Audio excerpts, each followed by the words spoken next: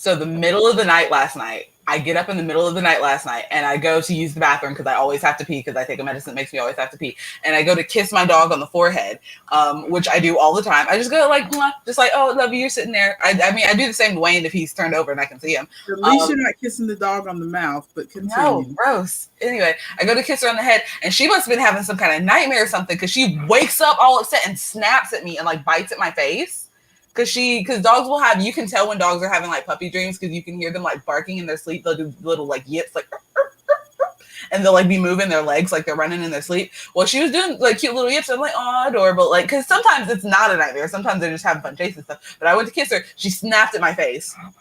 And I'm so irritated because I like slapped her in the head and I was like, you little turd. And so now I have like a cut on my lip here on the inside and out. And then like a little cut right here. And I've got a bruise on my nose. I wonder if you can see. That's why my name today is Artemis the Fractured. I've got a bruise right here. I don't think you can see it, but I can feel it. Yeah, I can't see it on the camera. I've got a bruise. And then I just started my period yesterday. So I'm already feeling like crud. TMI. People have periods. People need to stop being upset about that. That's like saying, oh, I went to poop the other day. That people have periods. TMI. Anyway, so I'm already feeling before you go any further. Hello, everyone, and welcome to the Friday Coffee Klatsch, where we talk about life, yarn, and everything else in that order. Apparently, I am Dani, having a normal life, and I am my daughter, Artemis or Maia, having just the hardest time right now. But grab your lunch. I've got my lunch, canned spaghetti and meatballs. I don't have food, but I have Gatorade in a delicious Lipton green tea citrus bottle. And I have iced coffee. I'm using the Walmart Great Value brand Blueberry Cobbler Creamer. Mm-hmm. It is a strong blueberry flavor. Let me tell you. Ooh, that sounds good. I might want to try that. I like blueberry flavor. Okay, yeah, so I also gave myself a paper cut as I was setting up for this just a minute ago. So if the energy seems low, guys, it's because we are both tired. But we have made a commitment to ourselves to show up no matter what, because it would be easy for me to make excuses and not show up. So I've got to hold down the fort. I'm trying to keep to a schedule. But yeah, all I've wanted to do for the past week is sleep. Same. And sleep. The fatigue is real. Same. And in our part of the world, it is 75 degrees in February. My air conditioner is on. You can see my little, you can't see it, wait a minute. See my little fan back there that your sister bought me? Mm-hmm. It's a fake air conditioner. If you put ice cubes in the top thing, it gives you cooler air. So I've got that running, and I've got my your fan. Mine's in my bag. My menopause fan. You just having to do double duty because this is not a hot flash. This is just regular hot. Yeah, it's not that hot over here, but it is 66 again in February. So which is ridiculous. Yeah, it should not be this warm this close to my birthday. And is your car running yet? Do cars ever really run? I feel like cars running is just a theory, and cars don't actually ever run, and we're all just making it up. No, my car's not running. We put it in the shop and they were like, oh, you needed antifreeze in your car. You didn't have any antifreeze. And I was like, how many fluids in my car do I have to check? How often do I have to check antifreeze? And so I took my husband to work last week or earlier this week, like Monday, and we checked the antifreeze because we have an antifreeze leak. We checked the oil because we have an oil leak. We checked the power steering fluid because we have a power steering leak. We checked the gas to make sure we had gas to run. We checked all this stuff. I drive him to work that morning. It's fine. Come back home, go to pick him up that night, and my car will not start. For 15 or 20 minutes, I'm trying to start this car, and it will not start. And so I call I call the mechanic lady, I call the receptionist lady, and like I call mechanic, the receptionist answers, and I'm like, hey, yeah, it's me, you know, the one with the Honda. So did you guys find anything else wrong with the car? Because I couldn't get it to start. And she's like, that's weird because you got it towed down to the shop, but it started up just fine at the shop. And I was like, yeah, it started up just fine this morning too. But then when I went to drive it a little while ago, it would not start. And she's like, well, what sounds is it making? Is it clicking? Or is it? I'm like, no, it's not clicking. It's like the power and lights and everything turn on, but it's going like zoo, zoo, zoo, zoo, zoo every time I try to start it. And she's like, okay, well, here, let me patch you over to the guy who actually worked on your car. And so I talked to him, and he said it sounds like it could be a fuel pump issue of just the fuel pump is not pumping the fuel to the engine to get the car started. Mm-hmm. And so, but they said they can't know for sure unless I can get the car down there and have it not start. But as I was on the phone with them, I actually called them the next day. But as I was on the phone with them, I went out to the car and was able to start it perfectly 4 times in a row. It started absolutely perfectly. And then later on, I tried to start it again and it wouldn't start. So it is so finicky that there's no way I can guarantee getting the car down there and having it not start other than getting it down there and leaving it down there for days and having them just try to start it every day. So I was like, okay, well, we'll maybe try the fuel pump thing. How much is that going to be? For the fuel pump and the work, $230. Lord mercy. $130. Cars weren't meant to run. We weren't meant to travel this fast. We need to move everything closer to me so that I can walk, because clearly the universe is telling me that I'm not supposed to be driving. Well, that's a bummer. So frustrating, because I wanted to take the girls that I babysit. I was like, oh, the weather's getting really nice. I can take them down to the park. They have roller skates. I have roller skates. We can go down to the tennis courts and go skating together. No, because I would inevitably drive us down there, and then me and these 2 little 6-year-olds would be trapped down at the park. So frustrated. Well, do you have any better news than your car not working? I do have better news. I have 2 better newses. So the first better news is... Two better newses? 2 better newses. Okay. Yeah, I said it with my whole chest. I'm not taking it back. 2 better newses. I got my first acceptance email to one of the markets that I applied to. So that's 1 out of 3. Was it the big one? No, it wasn't the big one. It was the one that I absolutely knew for 100% fact that I was going to get into. It's the one that I've been in this whole time, the one that's in my hometown. Okay. Or in my, not hometown, but in my town. Mm-hmm. But I got that. So that means that the letters are coming, and they normally send out either an acceptance or rejection letter. So I have not gotten a rejection letter from anyone yet. So I'm still holding out hope. And then the other good news is that I have been putting a bunch of stuff on my Etsy. So we're going to get to the crafty stuff in a minute. I have not crocheted a single thing. But I have been working on design because I just have not been in the mood to be crocheting at the moment, even though I've got the stuff that I need to finish, but I've not been in the mood for it. And so I was like, well, let me do something. You made me just crochet my little fingers off. I did. Maybe you'll eventually catch up to me on this, Eddie.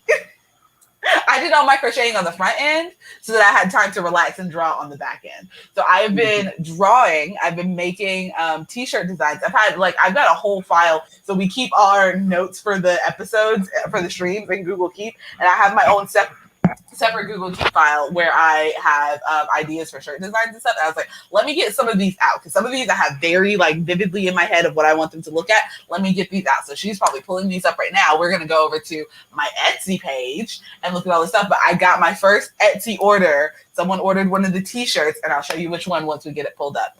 But I am super excited. I am currently working on a few other designs so I can get a few of those up. And then eventually, when I get the energy, and when it doesn't look so gray and rainy outside, it's not actually raining, but it looks like it's going to rain at any moment. When it stops looking so gray and rainy outside, I'm going to get all of my crochet items together and get nice pictures of all of those outside in the nice sunlight. And then I will release all of those up on the Etsy at once. I just have not gotten all of the pictures yet. I've got a couple pictures. I just not gotten them all, and I want to do them all at once, because sitting down to put things on Etsy is a pain in my tuchus. Pain in your tuchus? Pain in my tuchus. Really? Yes. It's so frustrating. There's so many things to click, so many things to read. This is my Etsy shop.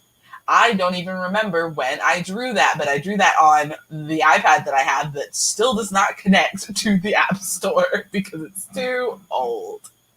Also, that first design there, the one that's the piece of paper, I posted it on TikTok, and then my lovely mother here had to come out and point out to TikTok and the world over here on Beyonce's internet that I can't spell, and so I had to take it down and fix it. I thought you hadn't already posted it yet, so I wanted to correct you before you messed up. Nope, already had it up, so I had to take it back down, and it wasn't because I didn't type that in there. The reason that I didn't catch the spelling mistake is because I didn't type that in there. I wanted it to look handwritten, so I hand wrote all that, so there was no spell check or anything. So I had to completely take the file down, go into my original drawing file, and erase and rewrite the word acquire twice because I had to put it on the page twice, and then re-upload it back on the Etsy.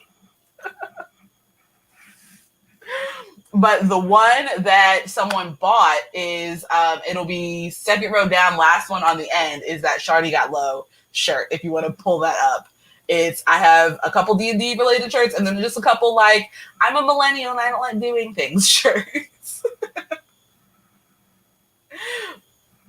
But I was very happy with this design because it was super simple and super easy to do. If you go to the second picture, it'll bring up the picture all big. But this one was super easy to do because I was able to just get in it. I knew I wanted specifically that text, and so I was like, I found the font for this text and then was able to find a D20 picture, because drawing a D20 is not hard. Drawing a D20 that looks neat and even. Have you ever tried to draw a pentagram and have it not be wonky? Because that's what you have to do. No, ma'am, because I am not a witch. I mean, not pentagram, pentagon, not pentagram, pentagon. Pentagon is what you have to do. They both start with pen. They both have 5, but a pentagon, you have to have all the sides even. It's hard. It's so hard. But yeah, someone bought that, and with all the fees that were taken out, I got $6. Well, $6 is better than nothing. $6 is better than nothing, but I got $6. So anybody watching this? Yeah, but at least you got the work done on the front end.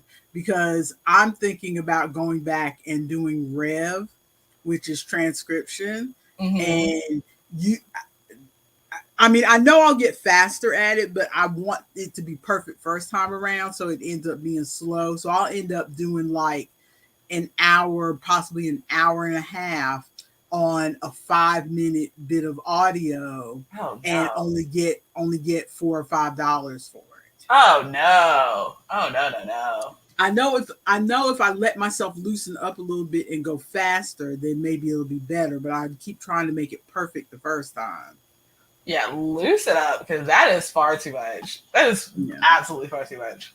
But see, that's me every time having to take that time to transcribe a different bit of text, different bit of audio or video, whereas you've done the work up front. And now you just have to wait for people to buy it. Yeah, well, I still have to do work because I'm still trying to promote myself on TikTok. Yeah, you have to promote it, but that's not the same. It's not the same as it's not quite as intensive unless I'm making intensive videos, which I will do later. But again, this is a tired day. I don't have energy. Do not have the energy. Yeah, I was almost tempted to make a TikTok again yesterday. You should make one with the teenage filter. I want to see what you look like with the teenage. Also, you sent a message to me. It was like, hey, I want to see you in this filter. So I did the video in the filter, and you left no comment. I saw you. I did comment on you on that video. I didn't see it. Oh my goodness! I watched it last night. I'm going in right now to see if I can find it. It might be what you said, because I have my comments set to for me to go through and approve comments if anybody mentions anybody in our family's name, where you live, where I live, anything like that, because I don't want anybody to dox me. And so you may have put something that I'm okay with you putting, but if somebody else puts stuff, so I may have to go in and approve your comment. I think so, but whatever. We'll see. But yeah, I didn't see a comment from you on it. Well, I'm finding out. Anyway, while I'm pulling that up. It was very late last night, because for those watching, I do not sleep, because I used to have a night shift job. I've always been a night person. And then I went through a period where I had a late shift job where I didn't get off until 11:30, sometimes midnight. And so, and my husband often works to 11, so he doesn't get home till 11:30 or midnight. And I stay up to wait for him because he wants to watch a little bit of TV before he winds down. So anyway, basically, because of the way our life has been set up for years and years, I still can't seem to go to sleep before, like 1 a.m. or 2 a.m. And add in the fact that my body about 10 years ago decided that I am a medieval person. And in medieval times, they did this what they call it, by sleeping or something, where you sleep for 2 or 3 hours, get up, eat a meal, read a book, enjoy some company, and then go back to sleep. Yeah. So my body has been doing that for like 10 years. No matter what, if I try to go to bed at 10 o'clock, I will wake up at 2 a.m. and be awake for 2 or 3 hours before I can go back to sleep. So I try to go to sleep around 1:30 or 2 a.m. just so that I wake up at a normal time. Mm-hmm. Yeah, that happened to me last night when I woke up. I woke up to go use the bathroom, kissed the dog, got hit in the face, and then I couldn't go back to sleep because my face hurt. And so I got up and made some chicken nuggets and like posted. And that's when I corrected that shirt design because I took it down when you posted on TikTok. And then I got up in the middle of the night and spent like 30 minutes correcting that shirt design and putting it back up and watching some Dimension 20. And then I finally eventually went back to bed at like 7 in the morning. So between that and the fact that the MS fatigue is real, and so I'm just tired anyway. Mm-hmm. Oh, Lord. I was trying to find a place to sit my empty bowl that wasn't in the camera. Do you not have a bunch of counter space around you? No, you're looking at the only clean spot in this room. Yes, but where we're looking and where you just gestured, isn't there like a desk with Which way are you? A desk with computers over here where we see the computers behind you? Desk.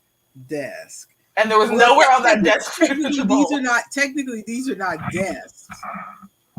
You're sitting on a desk, and then this is some sort of counter thing that my printer's on, and then this is some sort of table thing, and then this is a table that you use like if you're sick and you're eating your TV dinner. I've got like 4 different things cobbled together to kind of make a desk situation over here. And on none of these 4 things that you got cobbled together was there space to put your bowl? That's funny. That's why I need to try to clean this. Like I said, this makes it look like this is a lovely, open, airy. No. This place, I have to fight to get over into this corner with all the stuff that we have shoved into this room. So the other day, I started trying to clean this area. Mm-hmm. Started trying to clean this area so that I wouldn't feel so claustrophobic in here. Because for those who are watching, our washing machine is at the top of our stairs. Right outside that door. Yep. It's at the top of the stairs. So it's right outside this door.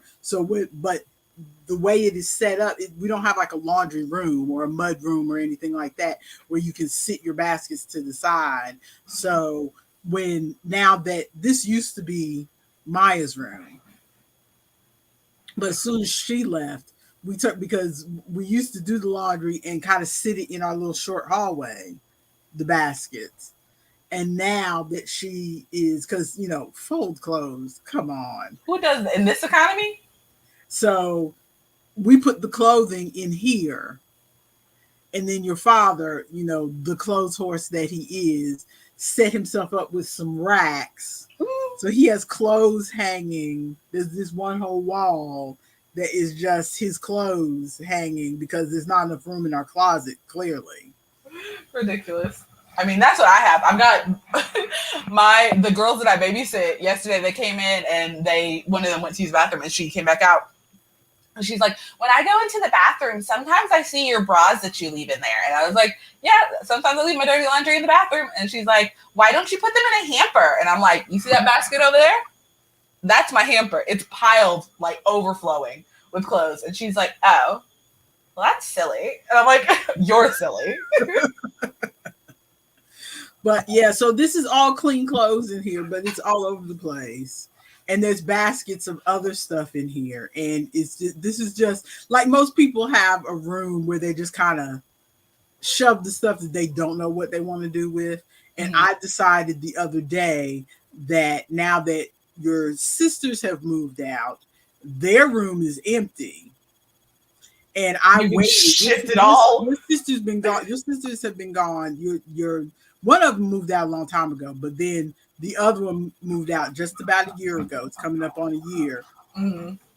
And I waited because your father said he had ideas of what he wanted to do with that room. So I waited. He didn't do anything with that room. And so I decided, I said, I've been wanting to clear this room out for a while. I said, okay, if you can't find your clothes, they might be in the twins' room, because rather that I was getting overwhelmed trying to organize everything that's in here, and because I would just look at it and not know what to do. And so I thought, you know what, I'm just going to offload this stuff into another room so that I can clean this room, and then when I have energy I can go through one or two baskets at a time and figure out what to do with the stuff, because my energy is limited. I mean, the minute I stand up to start doing some kind of housework, there is a countdown clock of how long I'll be able to stand before I have to sit back down again. And the countdown is not long. I feel you. That's how I feel when I'm taking my medicine, which is why Wayne is always like, why are you so against, why you get so frustrated when you take your medicine? Why don't you just take your medicine? I'm like, because I'm tired of feeling like poop. I want to do things. I feel like I can't do anything because I'm so tired and feel like it gets rid of the migraine. So I go from being like having days where I'm here and days when I'm here. So like migraine day, not migraine day, to every day is kind of here, but I remember days here. And so I want to be back at these days here. But if I don't take the medicine, I could also have days down here. Well, at least for me, the medicine that I used to be on for my MS, it had me sleeping all the time. I felt like I was falling asleep at work. I would fall asleep in the car when your grandmother would drive me home from work. And you know I can't sleep in a moving vehicle. Yeah. You know me. So the fact that I was falling asleep in the car and you'd have to wake me up when we got here, and the trip is only like 20 minutes. No. Yeah, not long. No, I was tired all the time. And then I'd come in and go and lay down and immediately have to go to sleep. So I stopped taking that medicine. So I'm not on any medication at all, but I still feel tired a lot, but at least it's not. I remember that tired, and that was worse. That fatigue was worse than this. You can't feel bad if you're asleep. Because this is at least like I feel like I've been feeling like this for this week, but then I feel like there's going to be a week where it's not quite as bad, and then it'll come back to this where I'm really tired again. So right now I'm on the tired week or tired couple of weeks, and then when there's a good week, I try to do stuff, and then But enough about us and our multiple sicknesses. Let's get back to the yarny crafty thoughts. Oh, my nose. So since we barely did anything with our cozy hoodie along, do we want to show our little bit of progress and get that out of the way? Sure. I think I got maybe a single row. I really did not do much at all. Where am I? So it still looks about the same. I keep wanting to hold it up and see, but it's too big for me to do that.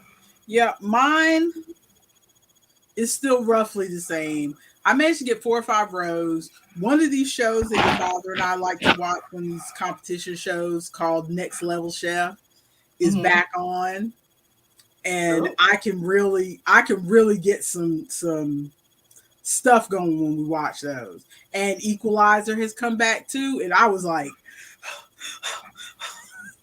but still, I only got 4 or 5 rows done. There's certain shows where I just feel like I can really go to town. Because like some of the things he watches, I feel like I'm not real interested in this. So then I'm tempted to like play video games on the laptop and putting there and stuff like that. But when we're watching some of these shows, then I want to watch those. So the only thing I'll do while I watch those is knit or crochet. So those shows are good for me to get some stuff done. But still, this darn stitch eats so much yarn that I only got 4 or 5 rows. So this is where I am right now. It looks a lot better though. You got some progress done. So I'm roughly at like 30 rows. And I've held it up and putting it, you can't see it, but I don't think you can see it. But I have it, and the waistband of it is sitting right at the top of my thighs. And this is like right under my but it's gonna so I may not need to go all the way to the 70. I would still go all the way up, because when you're wearing it, it's gonna fall below you. It's gonna, like, when you're sitting down with it sitting at the top of your thighs, then it'll fall like just under your stomach. Whereas if you were standing up and holding it and it falls just to the top of your thighs, like most people, if they want a big baggy hoodie, they want it to fall like mid thigh. Well, I mean, I'm not saying I'm gonna stop right now, but like I'm at 30 and the thing said 78. So I'm thinking maybe I could go up to like 50, maybe. Hang on. Let me see what row I'm on. So I'm on row 49 right now. I'm literally on row 49 right now. Give me 2 seconds. I'm gonna stand up and show you, because I'm doing a size bigger than you. Let me stand up. I also am about to finish my first complete ball of persimmon. Okay, so standing up. I was hoping not to show up. Those pajama pants are cute. Okay, I wish they were in my size.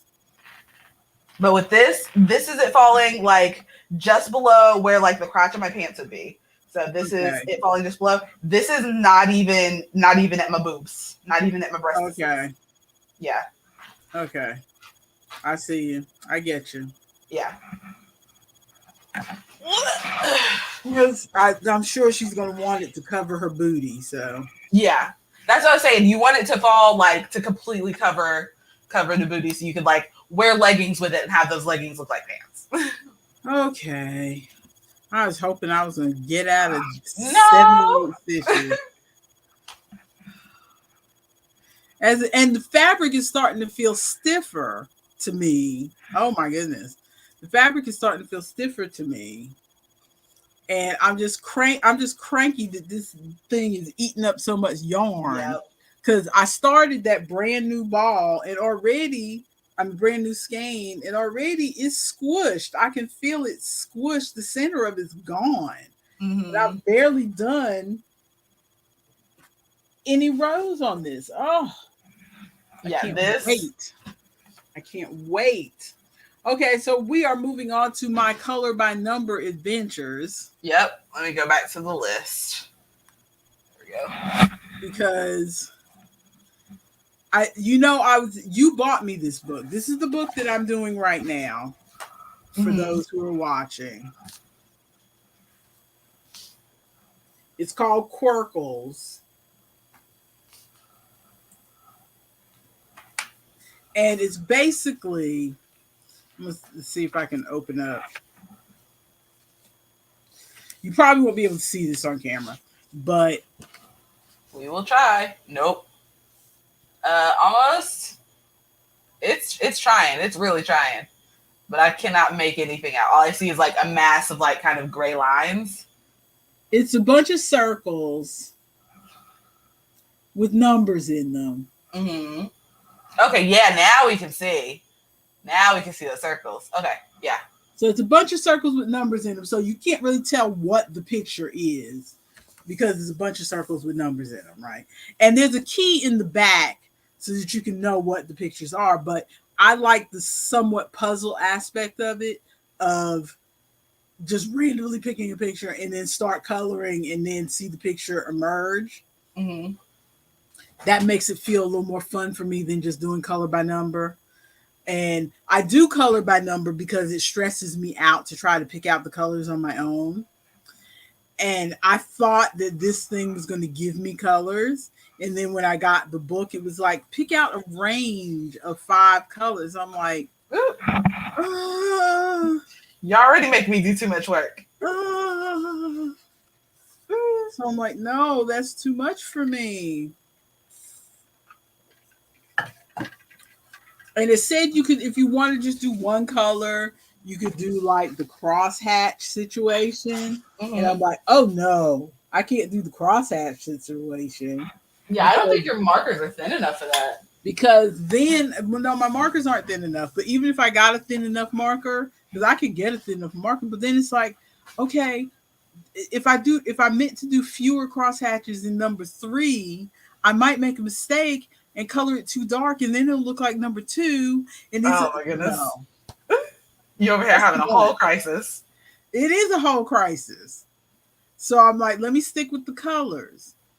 And so, and this has different colors, but I was like, well, I want to do like different shades. See, this has different colors as a suggestion. And I want to do like shades of the same color. Yeah.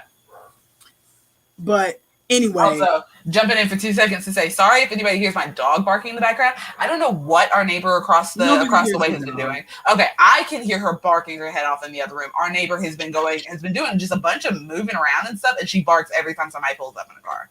Continue. Nobody hears your dog. Well, let me rephrase that.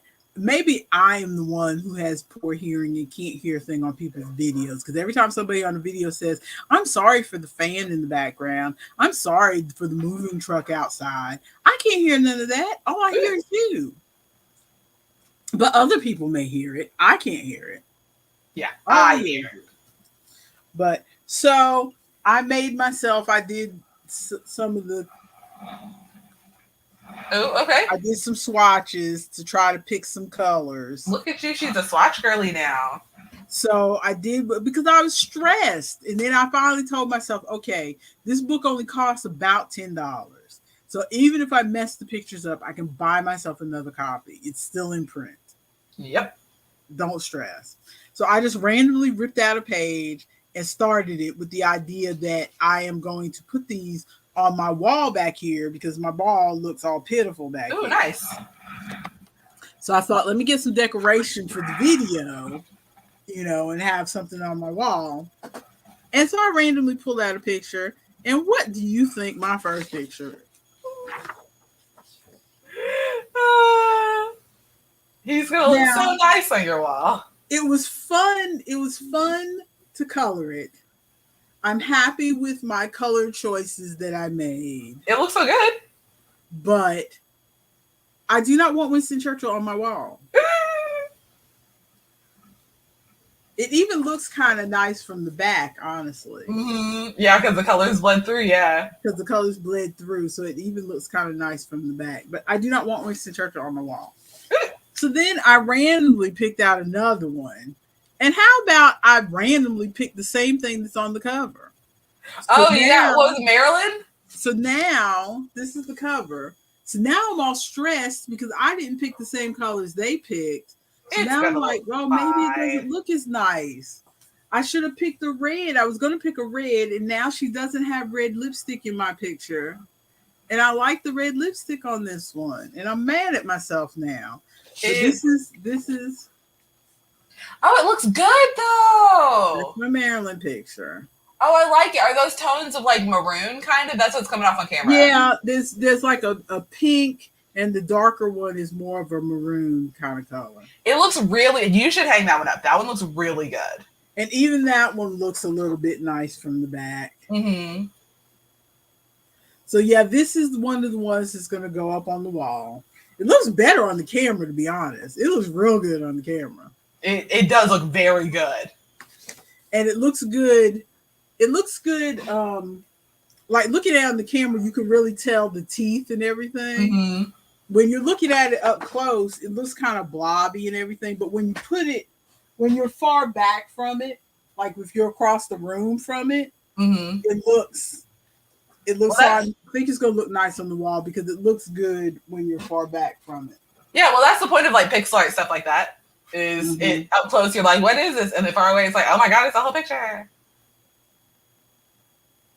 But I'm real tempted almost to hang these from the back so that you don't see the circles, because you can still see the circles. Yeah, but the color won't be quite as bright. I think That's you should. true. The color is brighter if you do it this way. Mm-hmm. But if you do it this way, you don't see the circles. Ooh, you know what you should try to get? You should try to get some Posca markers. If you get some Posca paint markers, just pick like a range of colors that you want to use because Posca markers are more opaque. And so if you just go over and you'll cover the line of the circles and then it'll just be the picture.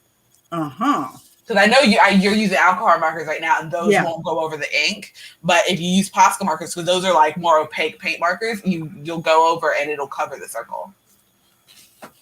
Well, you'll have to send me a link for what kind of markers you're talking about. Sure. I'm already thinking of because the set of markers that I have that your sister got me for Christmas was it was the set I requested. It was flesh tones because I knew that these were all portraits. So I wanted them to look like faces. So it's a whole set of flesh tone markers.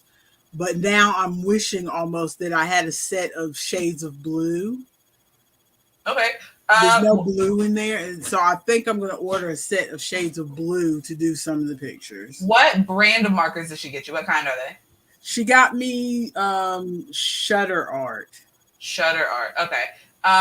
Try, I don't know what your marker budget is, but try looking at Ohuhu markers. Those are the ones I've got my bag. Of those. Yeah, Ohuhu markers, they're meant to be a knockoff of Copic markers, which Copic markers are like, you could spend $10 for a single marker. Whereas Ohuhu, I got a pack of 40 markers for, I want to say it was like $25 when I bought it. Yeah, Ohuhu was on my list. But I didn't, and I was trying to look at reviews and stuff, but everybody has their favorite of things, and it's hard to figure out, which is the best based on what they were saying. I'll send you a link to some YouTubers that I watch. There are some YouTubers that I watch. Their channel is called Doodle Date, and they are UK YouTubers, and so they like have a harder time, or also sometimes get different stuff than we can get. But they are they are very budget artists. They do not have like a lot of money and like stacks and stacks of markers behind them like some of these other artists do.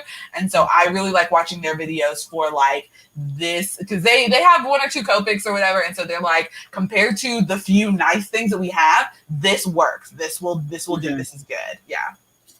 Well, that I would be interested in that, because I did also get I forget which of the. I always forget who got me what for Christmas, and it's not that I don't appreciate it, but my memory just goes. Oh, you're good. I forget too. I forget who got me what, but somebody got me the Walter Foster portrait book that I had on my list.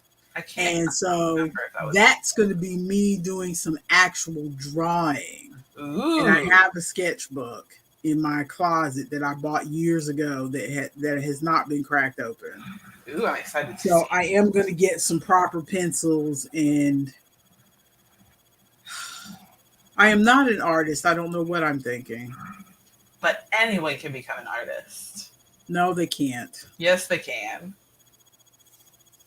No, what do we have next in the list?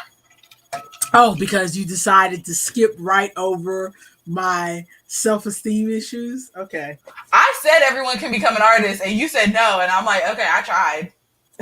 You tried so hard. I tried. This is for another day. This is 30 years in the making of me trying. We will spend some time working on this. It was hard enough to get you to turn the camera on and make videos of me. I am picking my battles, man. Whatever. Okay. I just looked at the list. I have been seeing multiple videos now. I can't remember who made these videos. What are you pulling up? I am not there yet. I am not there. I still talking about yarn stuff. We're still talking about crafty yarn stuff. I didn't realize we were still on yarn. Excuse me. Go ahead. Because there's a couple of, I want to just get these out of the list real quick. I have been seeing a couple people talking about how it is because I should crochet this thing since I'm listening to you talk. Yes, because of the rise of popularity of crochet and all of the like girlies trying to learn how to crochet, and with the pandemic and people picking up new crafts and stuff, and people realizing, oh, knitting and crocheting and sewing is not as hard as I thought it was going to be. I actually sat down and learned it, and it was actually pretty easy. All of the like yarn companies and stuff, and also because of like the factory shutdowns and things like that, but all of the yarn companies are raising their prices, and so it is no longer cheaper to make your own clothes. Honey, it was never cheaper to make your own clothes. What is that? What do you mean it was never cheaper to make your own clothes? It was never cheaper. Don't start me on this rant. I had this rant 10, 15 years ago when knitting and crochet was like, people needed to make their own sweaters and stuff, because I'm talking like 50, 75 years ago, when people needed to make their own sweaters and stuff because there was no ready to wear. Thank you. Pret-a-porter. Since there was no pret-a-porter, my French daughter. Those pret-a-porter is French, is ready to wear. Oh, I knew pret meant ready. The rest of that was not coming to my brain. I'm too tired today. Well, but since there was no ready to wear, people could buy yarn and stuff and buy. I mean, yes, there was luxury items, but pretty much it was accessible for people because everybody had to make their own clothes. This extends to like sewing your own outfits, knitting your own sweaters, because people needed to make their own clothes. Now because it's a hobby now it's a thing that you do because you want to, not because you need to. So now there's a lot of mass-produced cheap clothing that you can get at Walmart, and buying yarn is considered a thing that only rich ladies do.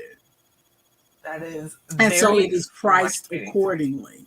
But having said that, I disagree with your premise that is just now getting more expensive to make your own clothes. I didn't know. I'm only just making my own clothes. Exactly.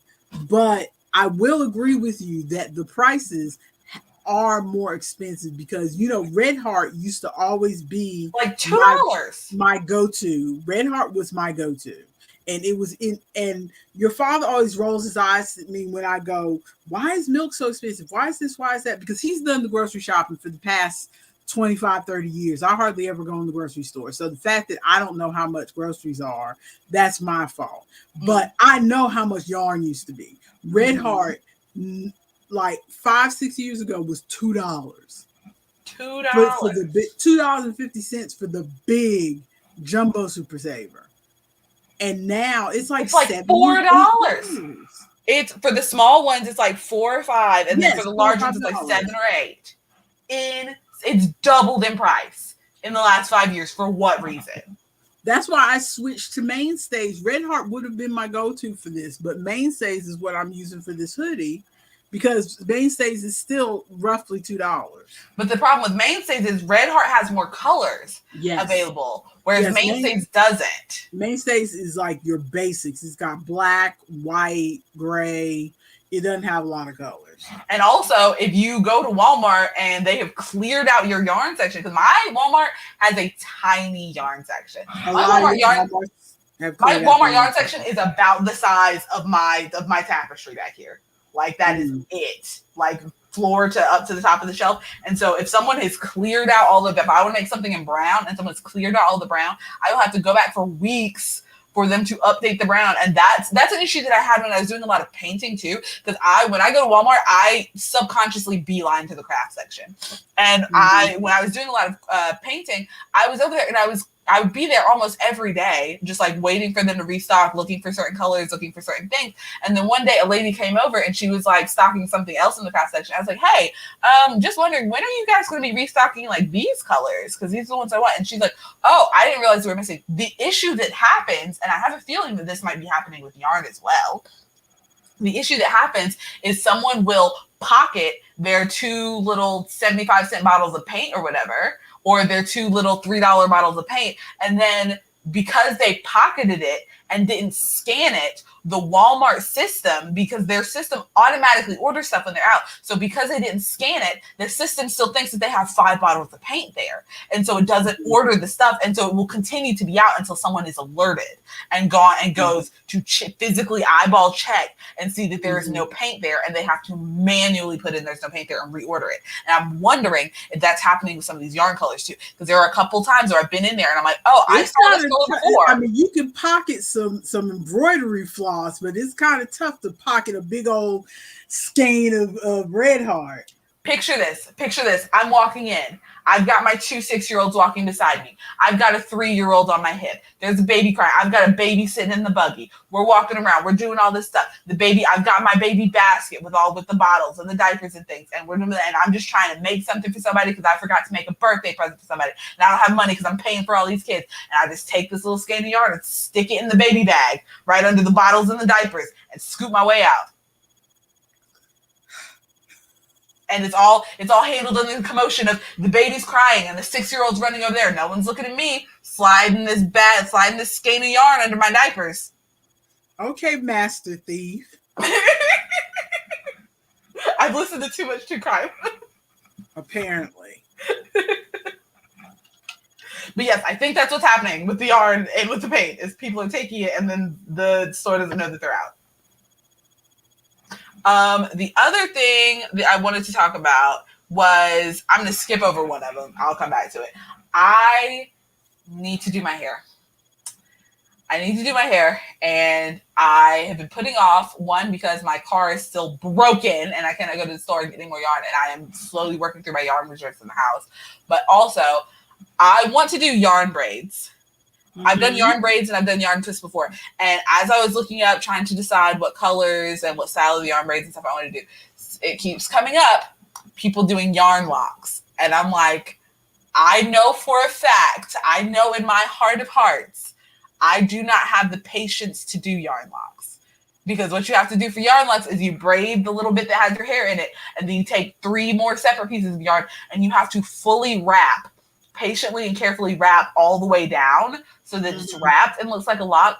I barely have the patience to do yarn braids or yarn twists, which is just braiding all the way down one time. To do the braid and then have to re-go over every braid and wrap it around.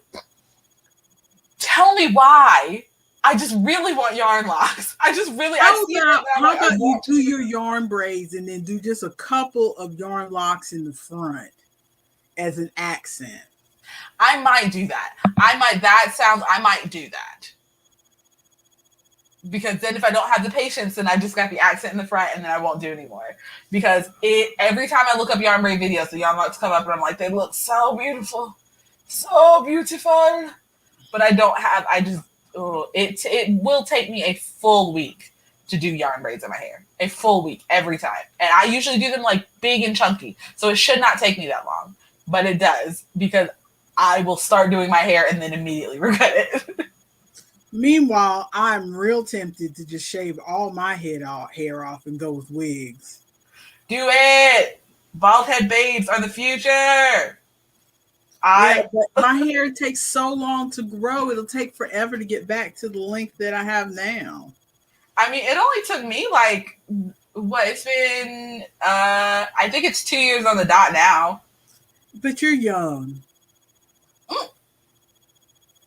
Your body has the strength to grow hair fast. I don't think my hair grows that fast. Does my hair grow fast? I don't think my hair grows that fast. I almost shaved my head again the other day because I was like, I don't feel like doing either I'm going to do these locks and hate it and hate doing it, or I'm going to shave my head. Okay, are we done with our yarny thoughts? I think we're done with the yarny thoughts. So let's talk about a little bit of our media consumption. Media consumption. Okay, are you ready to bring Dr. Kildare back up there? Let me get to my notes on that. Where did I put my Kildare notes? There we go. So to preface this while she's looking for her notes, I have been listening to a lot of old time radio because a lot of people put it on Spotify because a lot of this stuff is available on the Internet Archive. So you can go straight to the Internet Archive and listen to it. But having people create podcasts with these, where they'll do a little intro in the beginning and then, include the episode and then do a little outro. And so they've made themselves a little free podcast without having to do a whole lot of work. But it makes it easier for people like me because like the Internet Archive is not terrible to navigate, but if I already have Spotify up and I can go to Spotify and listen to these things, then it makes it easier. And with Spotify, I can listen to them on the go and stuff. I'm not stuck on my computer listening to things. So and some people have managed to like clean up some of the episodes because I've listened to the same episodes with two different people and some of them somehow have managed to clean them up better so it's easier to listen to. But anyway, I like to listen to old time radio and I figured I'd share some of this with my lovely daughter so she could have something to listen to. And so I don't know why I'm giving this huge intro because we did an old time radio thing. We did Dr. Christian like 2 weeks ago. So about a week or so ago, she listened to an episode or two of Dr. Kildare. I did. I listened to this episode. It's called, what's the actual episode title? Fat Wife. Oh, it's just called Fat Wife. Okay, I was calling it that. And I was like, did I make up that name? Because I'll call things stuff. So this episode is about, I'm going to give the gist of it because I listened to it a few weeks ago. I do have notes. But before you finish, the actor in my picture, the actor on the left is Lou Ayres. He's the one who plays Dr. Kildare. The actor on the right is Lionel Barrymore. He plays Dr. Gillespie. Do you know who Lionel Barrymore is? Nope. He is Drew Barrymore's great-grandfather. No, I love Drew Barrymore. I was just watching her. I was watching clips of her show because she's hilarious. Yes, Drew Barrymore is from a long, long line of actors and actresses on both sides. I feel like I did not realize that. I now want to go look up more stuff about Drew Barrymore. But so this episode is this guy who owns a hospital comes to Dr. Kildare. I'm giving very like truncated explanation, so if you want to jump in. But this guy who owns a hospital. Okay, the setup, first of all, Dr. Kildare was a series of movies, and then they moved it to radio, and this is what she is listening to, them moving it to radio. And then when television came along, they did another version with different actors for television. And then they even did one where it was like in the 70s, they did another one. So Dr. Kildare has been around a long time. But the radio version is the same actors that were in the movies. That's why we got the pictures. The same actors that were in the movies. But I think these were on the air in early 1950s, I think. Okay. And it's a hospital that is supposed to be set in New York City. Yes. So there is the guy who owns the hospital comes to Dr. Kildare and Dr. Gillespie and says, hey, my wife's getting fat. I need you guys to do something about that. We've got a show coming up, and she used to be a really gorgeous singer. She is no longer, and I need you guys to fix it. A dancer? Yeah. Oh, she used to be a really gorgeous dancer. I need you guys to fix it, or I'm pulling money from the hospital, or whatever. And the doctors are like... It's supposed to be a fundraiser. Yes, it's supposed to be a fundraiser for the hospital. He's the director of the hospital, so he's in charge of schmoozing all the people who give money to the hospital. Yeah, and he's like, if you guys don't fix my wife, we're not getting any money. And, oh, y'all must be in a different time zone for me. Ooh, are we? Ooh, is this late? Is this early? We got Ronald in the chat.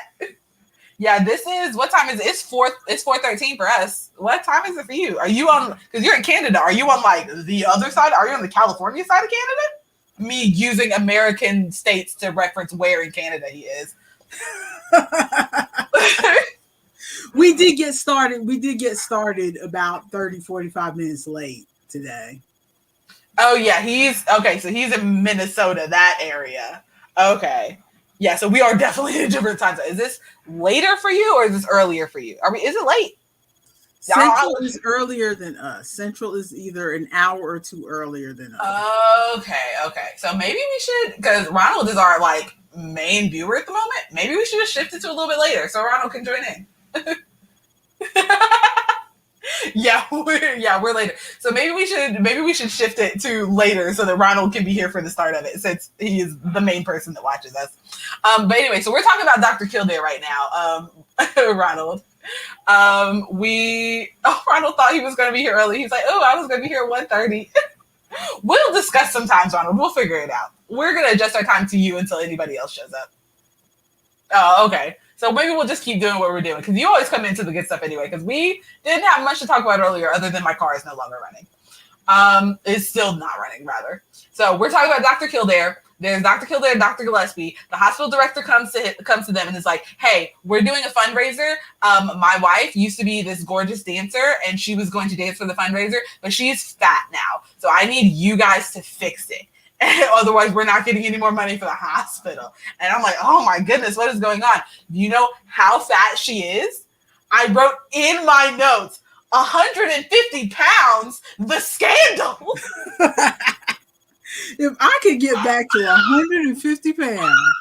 I was 150 pounds in high school. 150 pounds, the scandal.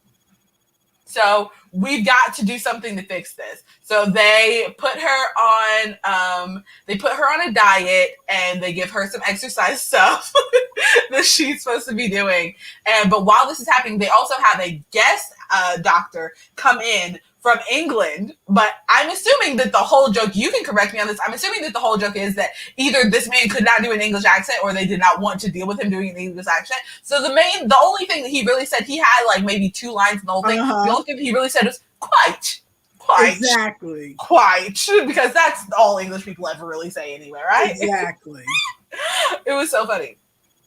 So the husband is like, you need to fix this. And they're like, okay. So they put her on a diet, and they give her some like an exercise regime to follow or whatever. And then the husband comes and is like, I'm supposed to be big, tough, bulky man, but I'm losing weight. What's going on? You've got her on this diet, so all the food that we have in the house is diet food. And they're like, well, you're not supposed to be dieting. You were the picture of macho previously, and now you're slimming down? What is this? You can't be on a diet. She's the one who's fat. What are you doing? Ugh, oh my goodness. And so she was doing the diet, but she would do the diet and then would go like also eat snack food. She's like, okay, I ate the diet foods, and so now I'm also eating the snack food. And they're like, no, you can't do that. That's not how the diet works. And so they were like on her and hounding her because they caught her at a restaurant like eating foods or like having coffee with cream in it or something. And so they had to be on her. And then they're like, she's like, it's just never going to work. How are we going to do this? And so the next note that I have in my thing is, women are so silly. Let's just bribe her. And so they're like, well, she is having so much trouble. You know what? You know what'll get to a woman every time? Get her a mink coat.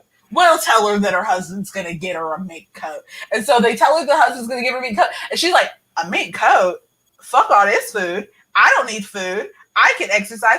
Get her a mink coat. Yes, Ron. This is how this episode of Dr. Kildare went. This is a radio show from the 1950s, so I think they were serious. Yes, it's old-timey, but they were serious. And so they're like, get her a mink coat. And she's like, mink coat? Fuck the cookies. I got this. And so she slims down and loses all the weight. And then and so the husband was like, I didn't say I was going to get her a mink coat. I didn't say we had money for this. And she's like, I could just start eating it. And he's like, we'll get you the mink coat. We'll figure it out. She's like, and then she slimmed down and she's like, you know what? So she got her mink coat. And then at the end, my favorite part at the end was she slimmed down, she got her mink coat. And she's like, you know what, honey? I lost all this weight and now all my clothes don't fit. You're going to have to buy me a whole new wardrobe. And he's like, what? We'll see about it. And I'm like, I mean, you did tell her to lose all the weight. Now she needs all these new clothes. You are the director of a hospital. You can afford it. But yeah, that's how the episode ended. She lost the weight, she did her dance, and she got her mink coat.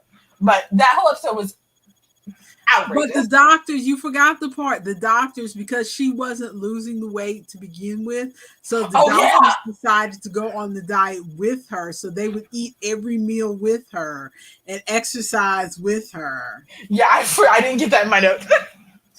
And the thing, and they were miserable. The thing that was crazy to me is that she was supposed to be a dancer. She was a well-known dancer before she married Dr. Caruso. So if she needs to get in shape, why is she not dancing? To do this dance performance, why is she not dancing? Why do they have her doing all this other exercise? And like twists and stuff. Why is she not dancing? The dancing would help. I mean, it may not take the weight off of her, but it would have her ready for the thing. Yeah, it would have got Ronald saying, OMG, Dani, I gotta ask you, did you ever watch more Physical 100? Ooh, we can let's move on from Dr. Kildare before we get mad at people who are long dead. 150 pounds. We'll have to find another show for me to listen to. I need to find something for you to listen to. Oh, I'm scared of you finding me something to listen to. Physical 100. I think as far as we got was we're up to the episode. We did 2 episodes where it moves real slow for my husband. So he gets. Also, anybody watching this, spoilers, just be prepared if anybody watches this afterwards. Continue. Yeah.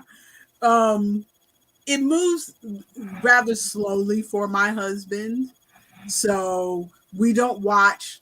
It's like a last like if we've run out of other stuff on the DVR, then you're watching Physical 100. Or it's, he comes home from work late at night, like at midnight, and he just wants to watch a little bit of something before he falls asleep. He doesn't want to get invested in anything. Physical 100 is that show for us now. But we got as far. Yeah. Oh, see, you've watched way further than we have. We watched as far as the episode where they have to go up the stairs and build the bridge. And I think I told Maya about this already, but I'll go briefly over it again. Where they had to pick all the people. They had all these different leaders of who were the five or six people who got the most votes, their leaders. And then everybody had to line up in front of the people that each team they want to be on. But each team was each leader could only pick like 4 people. Mm-hmm. So the one female leader got all the leftovers. And so everybody thought, oh, they're going to be the weakest team. Right. And so this other team picked her team, and they were all like, oh, well, they don't even know what the challenge is yet. But they're like, oh, they're the weakest team because they're the leftovers and they got a woman leader. So we're going to, although they didn't say it specifically like that. But once again, women are silly. Spoilers. Yeah, that's why I said at the top, spoilers. Spoilers. But so, as a matter of fact, I shouldn't say anything more. But it was just crazy to me, the attitude of, we're going to pick this team to be up against us because they have leftovers. The leftovers and the women.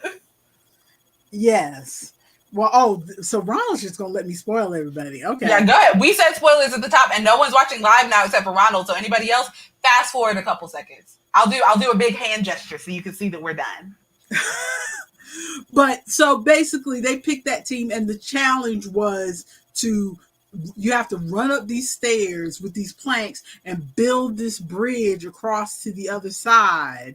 Yeah, you didn't tell me what they had to do. Oh my goodness.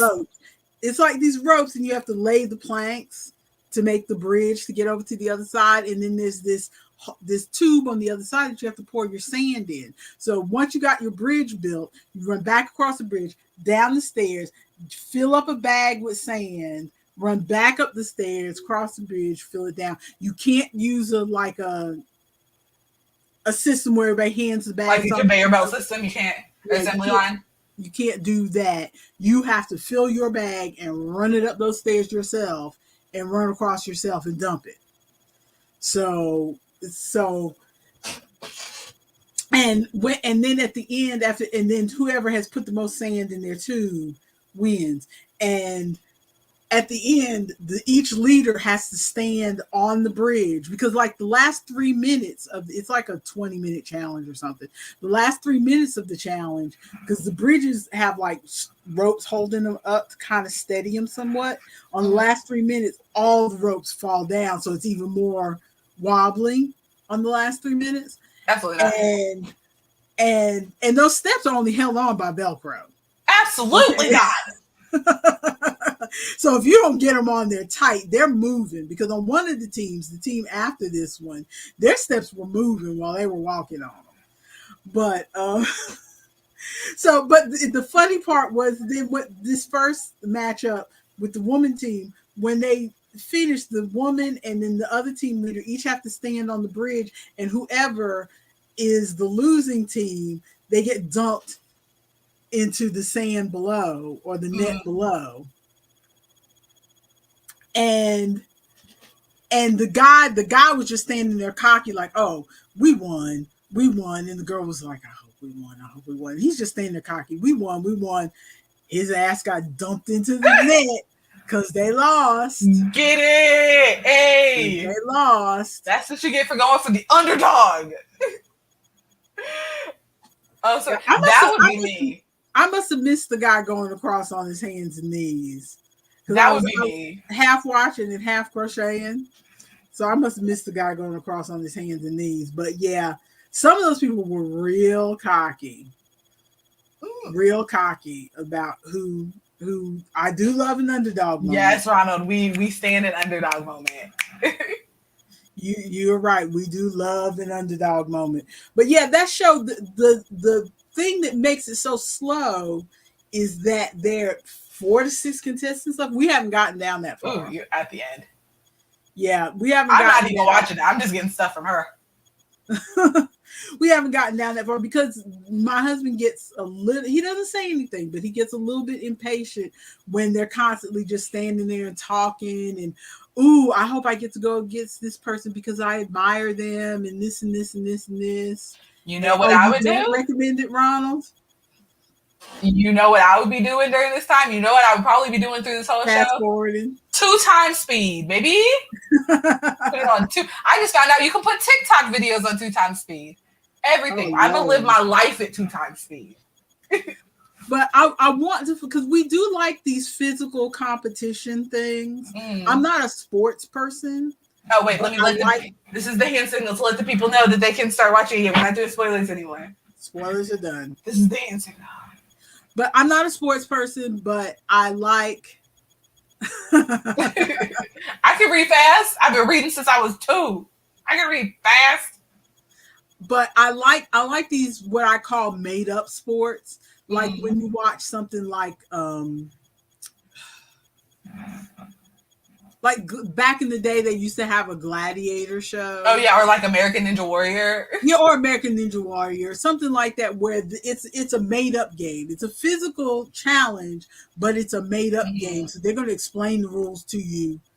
Yeah. In the beginning, with something like basketball or whatever, or baseball and stuff, those have been around for so long that people have no patience to explain to you what's going on. That's like when we were watching the Super Bowl the other day.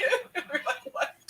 But like, we don't know why they had to watch that play 15 different times in 7 different angles and watch that boy's ass jiggle all the time. I don't know why. It was so funny because we already saw him fall. We know you're stalling for time. We don't need to see it again and again and again. Exactly. You're stalling for time while they try to figure out what. Oh. Ooh, what are you doing? Oh my goodness. Oh, turning on lights. I was like, where is this going?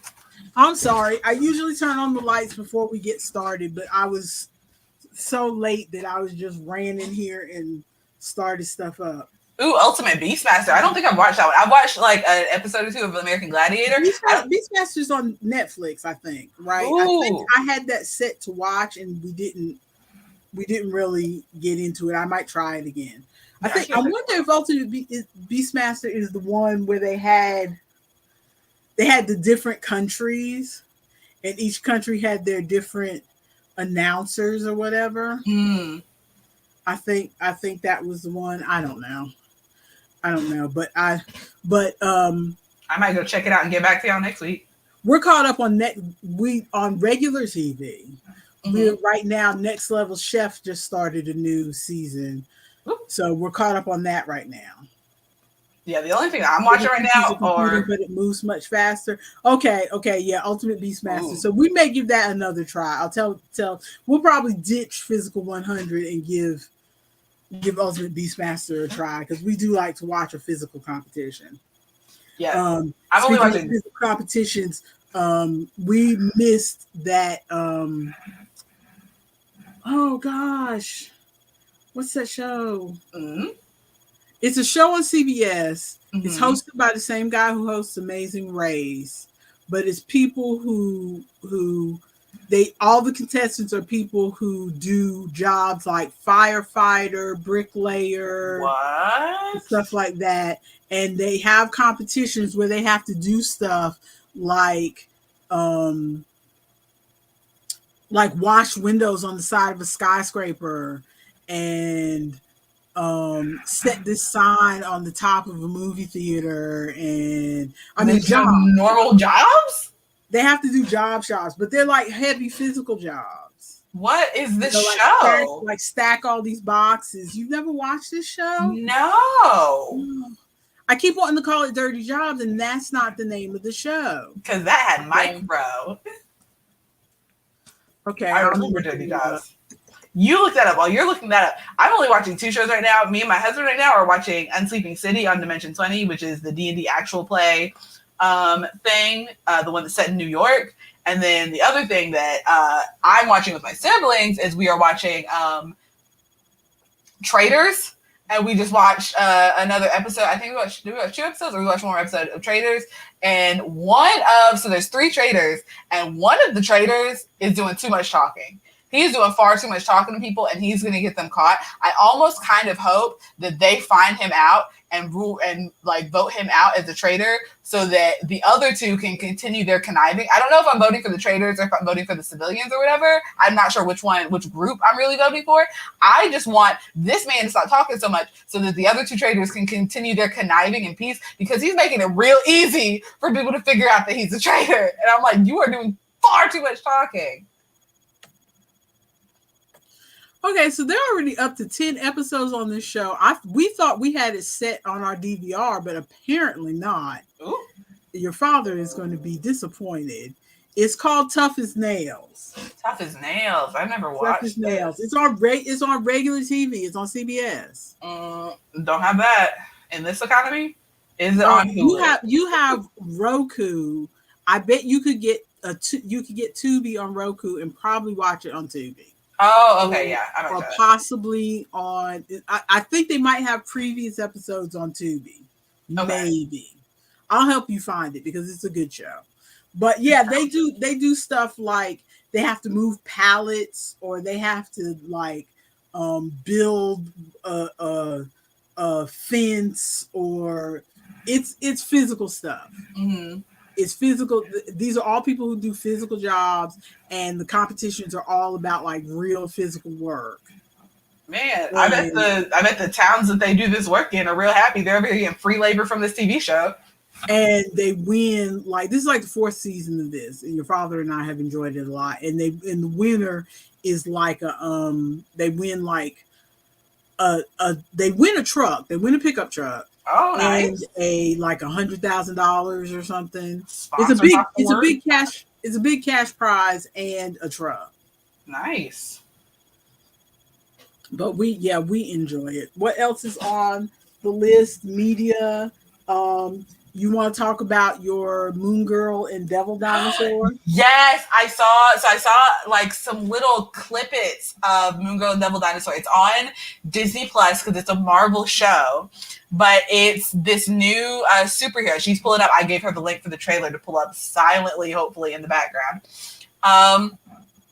But she is this 13-year-old super genius black superhero who like accidentally summons this dinosaur from who knows where, not like actual ancient times or whatever, because he can talk. Like he can't talk English, but he has a language that she has taught herself, and so they can talk to each other.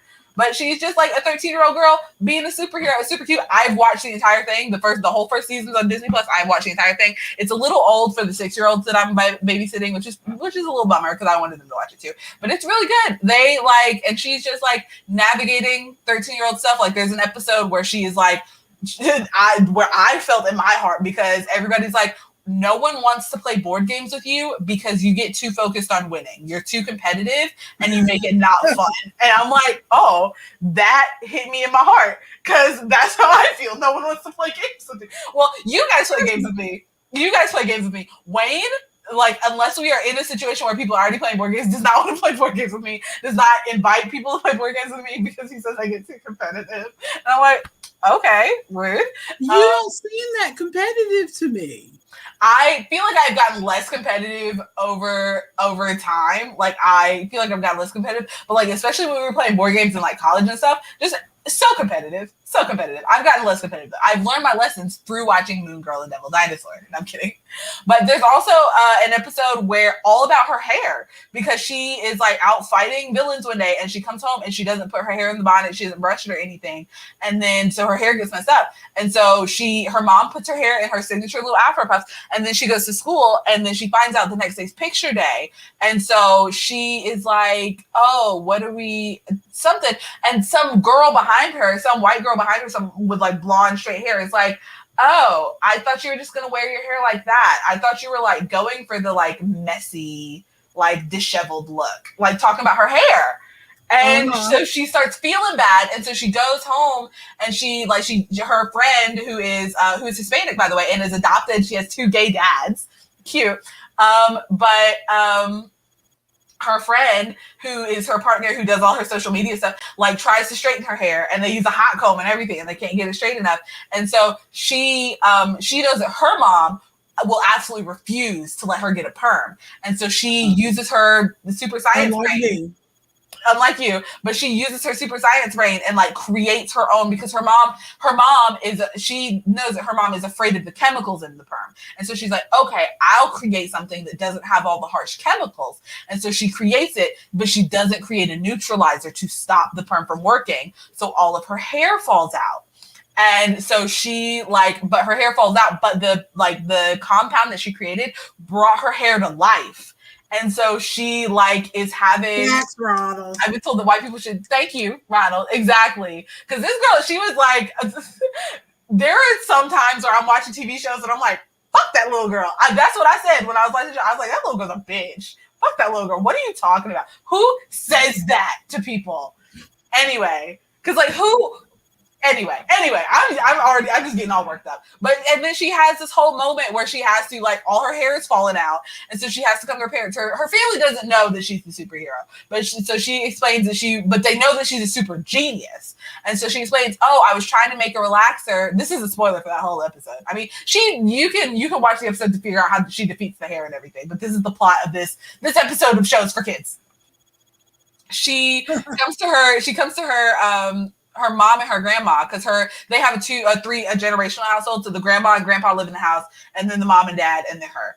And so she comes to the mom and the grandma, and she's like, yeah, I was trying to do something because this girl said my hair was messy and made me feel bad about myself. And she's like, they're both like, we went through the same thing. The grandma's like, I remember when I was younger, I tried to straighten my hair and I heated up the hot comb and it wasn't working because my hair wasn't so strong. And so I superheated the hot comb and I tried to straighten it, and then my hair fell out. And then the mom was like, yeah, I had the same thing. I tried to use a permanent straightener a chemical straightener on my hair, but I forgot a step, and then all of my hair hair fell out. And she was like, what step did you forget? And she's like, I didn't use the neutralizer. And so her hair fell out. She's like, oh, I didn't use neutralizer. And so she like then does her science thing to defeat there. But the voice of the hair is oh no, what is her name? I think it's the black girl from Glee. What was Amber Riley? I think it's Amber Riley. Maybe it's not Amber Riley. Maybe I'm thinking of somebody else. Oh, but it's a well-known black voice. I just can't remember her name. And then the voice of the grandmother, I can't remember her name either. Alfie. What is her name? She was in, if you watch the original movie of A Wrinkle in Time, she was the black lady who is the star in A Wrinkle in Time. That is why I know her voice, but I can't remember her name. I want to say Amber Riley. Yeah, we're about to look up the entire cast list of Moon Girl because I need to remember those two names because I can't. It's driving me crazy. I don't think, and now that I'm saying it, I don't think it's Amber Riley. Okay. Are you talking about Alfred Woodard? Yes, Alfred Woodard is the voice of the grandmother. And then who plays the hair? Okay, there's Jennifer Hudson's in this show too. It might have been Jennifer Hudson. Because I think I confused those two I can never remember which one was in Glee. Because this thing is giving me a cast list, but it's not telling me who. It's just showing me who was in it. Let's see. The name of the villain was Mane, Mane. I'm trying to look it up. And Lawrence Fishburne is in it. Lawrence Fishburne is in the last episode as one of the villains. Lawrence Fishburne as backstory man. Yeah, well, he's the narrator as well. What? Jennifer Hudson. It is Jennifer Hudson as Maine, who plays Lunella's vengeful living hair. Yes, but it's so good. And Diamond White, yeah. There's a lot of good voices in the show. I'm mad that I couldn't remember Jennifer Hudson's name because I only watched like a select few episodes of Glee, so I can never remember who was in Glee because I didn't watch very many episodes, so I confuse Jennifer Hudson and Amber Riley very often. But a lot of good voices, and it's like even if you don't like watching, like I just enjoy watching kids shows thoroughly. Even if you don't enjoy watching kids shows, it would be a good thing to like put on in the background because the episodes are pretty short. A lot of good voices in it, good music too. Because every time she has a fight with her villain, there's some nice like hip hop R&B music. And one point that I really liked is that her because roller skating is like big in the Black community, especially in big places like New York. They live in the Lower East Side, but especially in like big cities like that, roller skating is big in the Black community. So her parents own a roller rink. And so the way that she gets around as her superhero self is she has a pair of like souped up roller skates, which I really like that touch. Cool. Yeah. Cool. Good show. Cool. I recommend it. Okay, well, my last media thing before we get into games is I read a book that wasn't a romance. Shock horror. Yes. Horror. What did you read? I read a book called Mary Jane by Jessica Ann Blau. It is available on Kindle Unlimited. Okay. Because I'm a Kindle Unlimited girly. Mm-hmm. Because we ain't got money for books. No. Well, technically, let me stop saying that. If I wanted to buy a book, I would buy a book. I ain't got money for books. But I don't feel the need, as people often say, reading books and collecting books are two different hobbies. And I never, just like knitting and buying yarn are two different hobbies. I never got into the collecting. As much as I have that collecting gene in me, I never got into wanting to actually own physical books. Unless they're like reference type books. So once I read the story, I'm good. I don't need to collect the book. So Kindle Unlimited is it for me. But anyway, I actually picked up this book several months ago because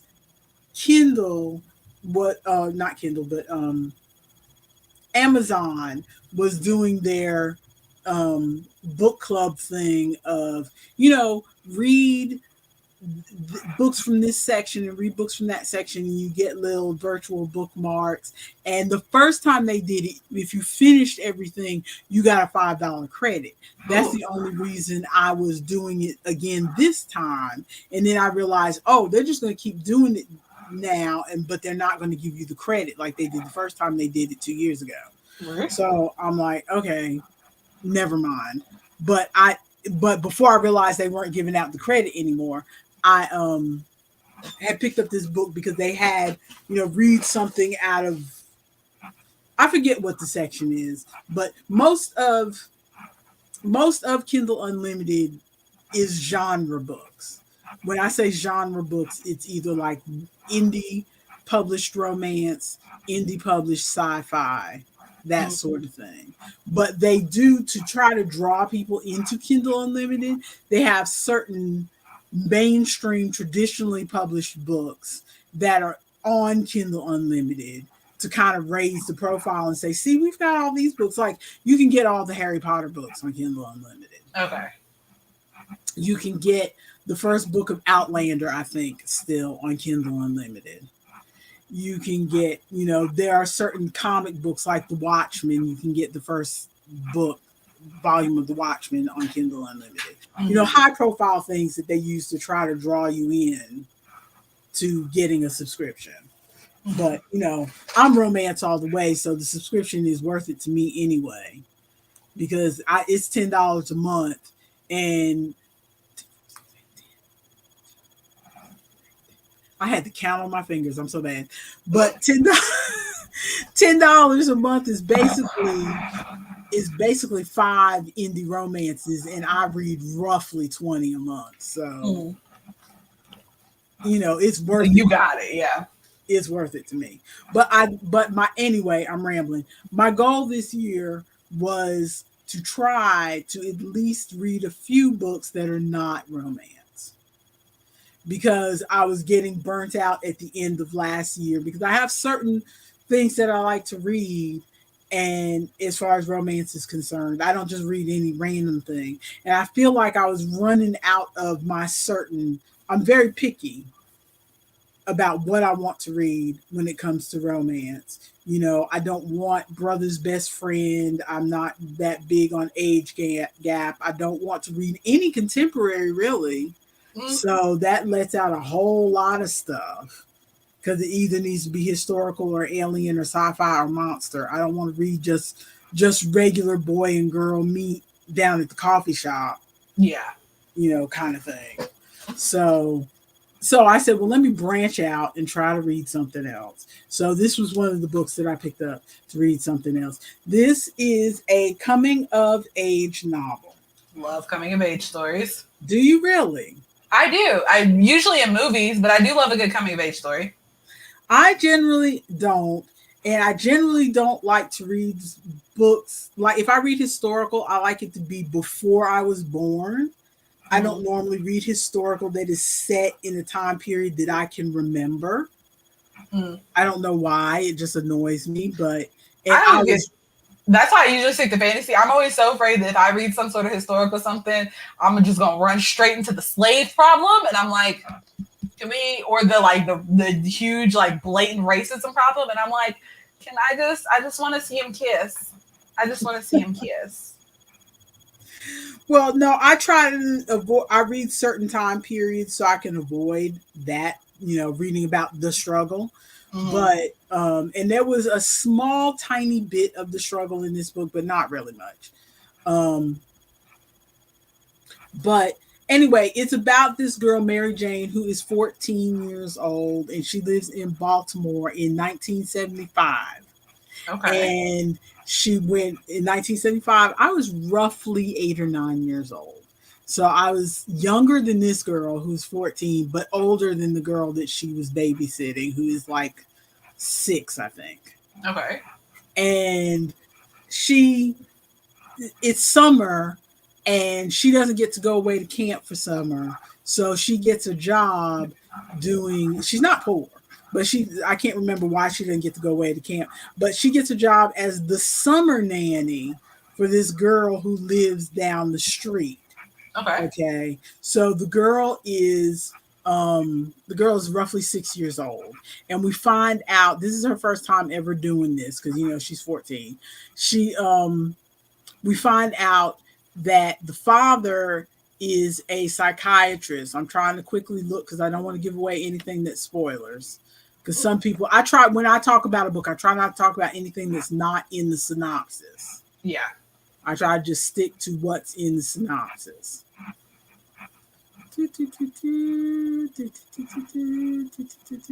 Scanning. Okay. So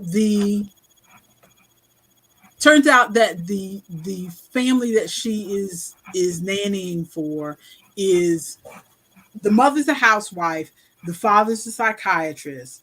The mother apparently is the Mary Jane's mother is like the epitome of being a housewife is my life's work. And so and Mary Jane is an only child. She has taught Mary Jane everything in the world about the best way to clean, the best way to cook, the best way to dress, the best way to whatever.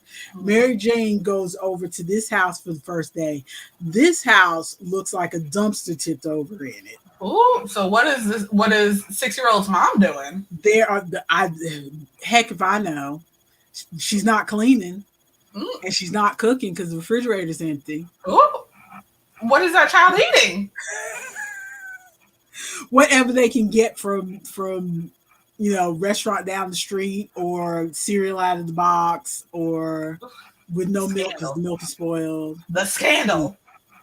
So this book has one of the things that I enjoy in a book, because one of the things I was trying to focus on was, what do I enjoy in books other than the romance in a book? What do I enjoy in books so that I can try to pick books that aren't romances to read?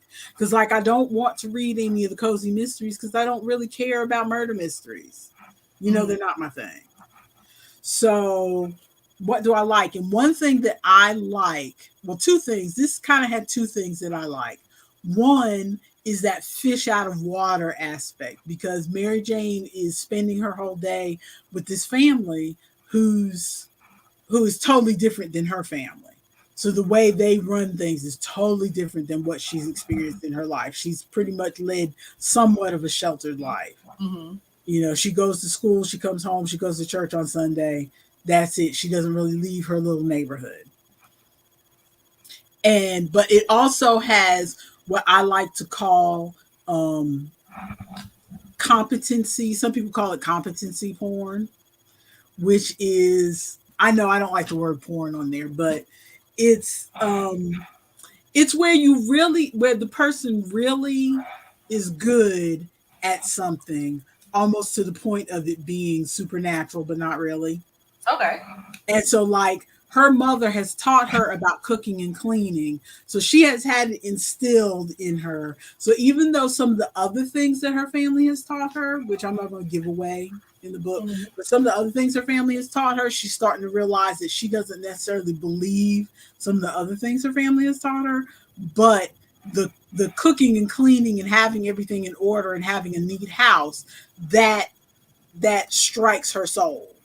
Mm-hmm. Okay, that works for her. So when she comes into this house, and it's all chaos, it's like, and the child's name is Izzy, and it's like, okay, Izzy, let's play a game. We're going to see how quickly we can pick up this trash off the floor. We're playing the cleaning game. This is what they spend their days doing during the summer, because she can't handle this mess. And she starts cooking them real food. Mm-hmm. And it's like, and not just the child, but the mother and the father are like, oh my goodness, real food. And you should be able to get this done. You're the adults. But the crux of the thing is, after she's been there about a week, the father has put all his clients on hold to treat this one client who turned out to be a famous rock star. Oh. But nobody's supposed to know he's in Baltimore. So he's staying at the house. And his wife is a famous actress and singer. So nobody's supposed to know they're at the house. Ooh. and they bring in all kinds of ideas that are because he's the rock star is a drug addict, and he had just come out of rehab, and so now he's going through this therapy to kind of make his sobriety stick. Mm-hmm. And but this so the whole book is like a juxtaposition of Mary Jane's very strict household, and then the household she's nannying in, which is very loose. Mm-hmm. Like, I don't think this is very much of a spoiler, but it'll give you an idea of not your type of book, Ronald. It was really good. It was really good. It sounds good. I would maybe listen to it as an audiobook, but it is not enough to make me sit down to whatever is in my hand. Oh, it's on audio. It's on audio, and they talk about music a lot because the rock star in the house. Mm-hmm. And it turns out Mary Jane's a very good singer, and so there's a lot of music references in the book. And toward the back, there's like a playlist of some songs. To play with the book and whatever. It's a very, because they reference real life musicians. Oh, that's cool. Even though this is like a fake rock star and a fake actress for the book, but they reference real life artists that were popular in 1975. Okay. So, but I can understand if you would pass on the book, Ronald. It's again, it was difficult to get me out of my romance rut to read something like this, but I ended up really enjoying it. Partly, like I said, because of the whole thing. I love somebody who comes in to a mess of a household and fixes things, or someone who can come in. Like when I read my my pioneer romances, I love the woman who comes in and she can cook really well, and everybody just falls all over her because she's the best cook they've ever seen. I know that's crazy, but I just love that. But anyway, so that was Mary Jane by Jessica Ann Blau. Yeah, that sounds interesting. If I can find the audiobook for that, I might. If I can find it for fairly cheap, I might listen to it.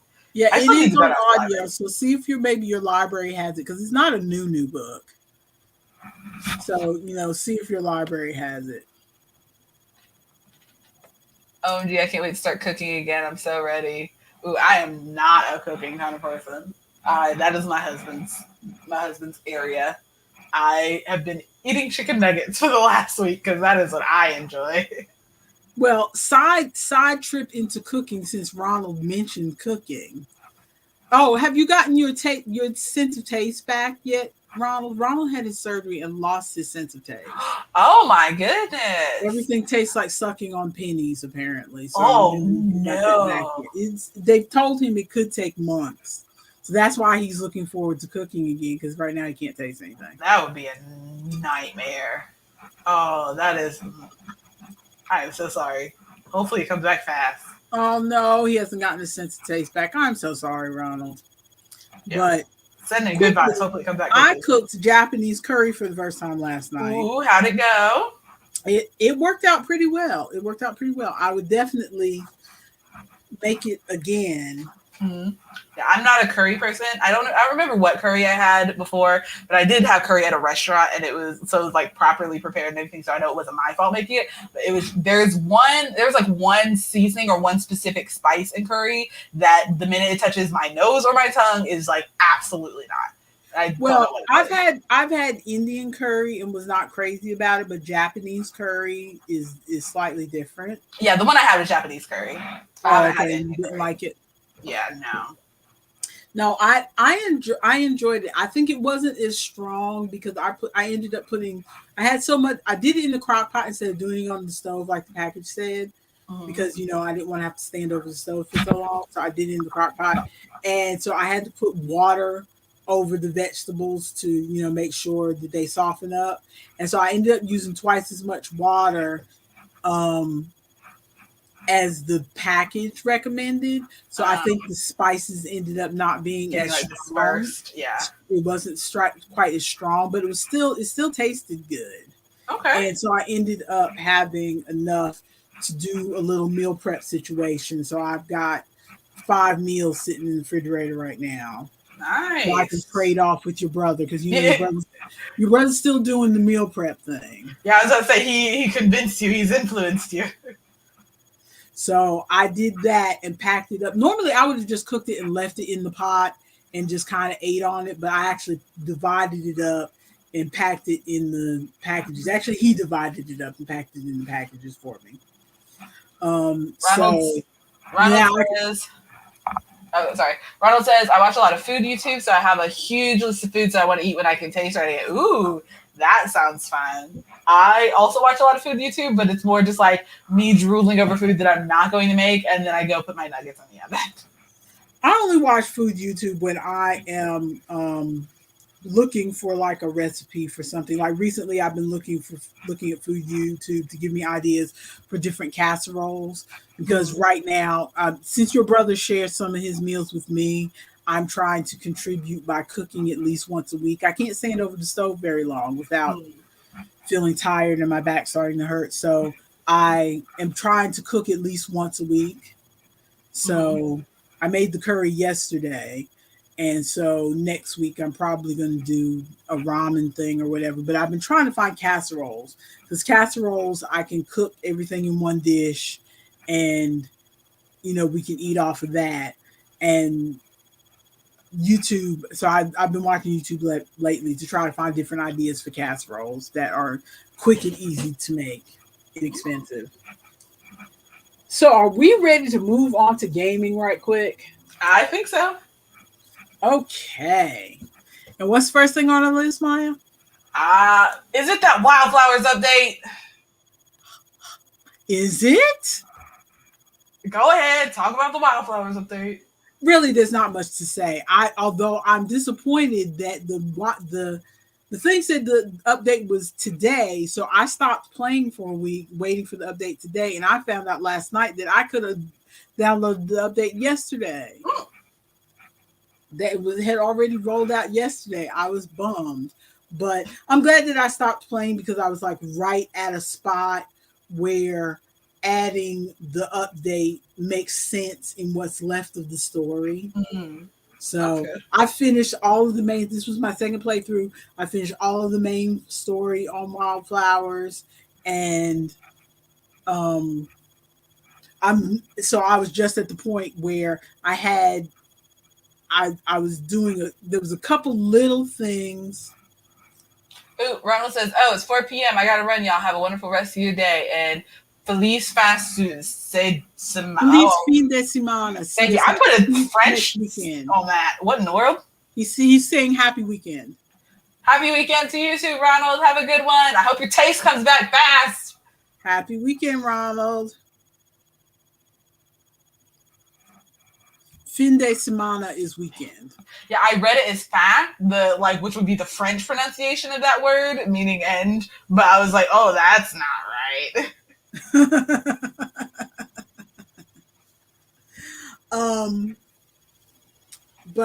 What was I gonna say? Wildflowers update. Yeah, I played a little bit this morning just so that I could go ahead and update Bon Weekend in French. Bon weekend. I played just a little bit so that I could go ahead and download the update and make sure the update had downloaded, which it had.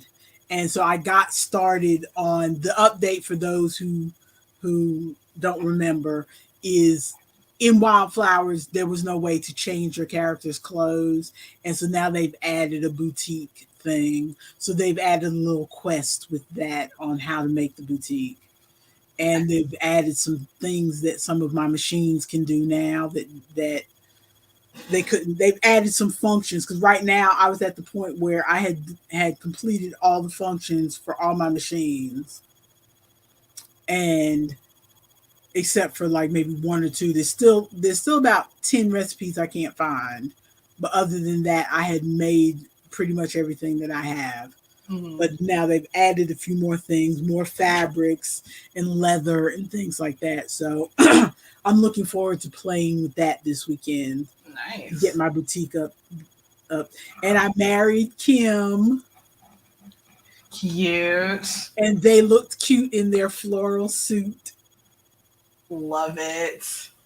So that was cute. And they added, well, I'm not gonna say anything because somebody watching this might want to play, but they've added something that wasn't there when I did my first playthrough in the wedding and married Giva. Mm. They added something in the wedding, but they also added something to the after part where you live with your spouse that wasn't there when I played with Giva and married Giva. So that was a welcome addition, but I'm going to let somebody else figure that out because once you play through the main story, like I said, there's really not a whole lot to find after that. There's not any big mysteries. Mm-hmm. There's a couple little mysteries though, and I don't want to spoil those for anybody. So yeah, I also still haven't played it. I really need to get that. Yes, you need to. But you need to. I really wish you had an Apple device that you could borrow from somebody or something because you could play it for free. I could, off of my Apple Arcade because I can have up to 6 people part of my Apple Arcade family. Do you have a spare iPad? Maybe I could just come down and visit and pick up a spare iPad. Take it with me. I wish I could get a new iPad so I could give you my old one, but what else? So, do you want to talk about your Stardew Love match before I go on my other game? Yes, and I'm going to say right now, this is about to be some Stardew Valley spoilers, so I will give you my little hand signal when I'm done talking about this, because as I was talking about previously, I've been playing Stardew Valley with my friend Arialdis, and I have been romancing Shane, who is the one who works at Joja Mart, and he hates his job, and hates working for the man, and hates his life and everything, and also hates talking to people, and keeps getting mad at me every time I talk to him. It's like, don't you have work to do? Don't you have a farm to attend to?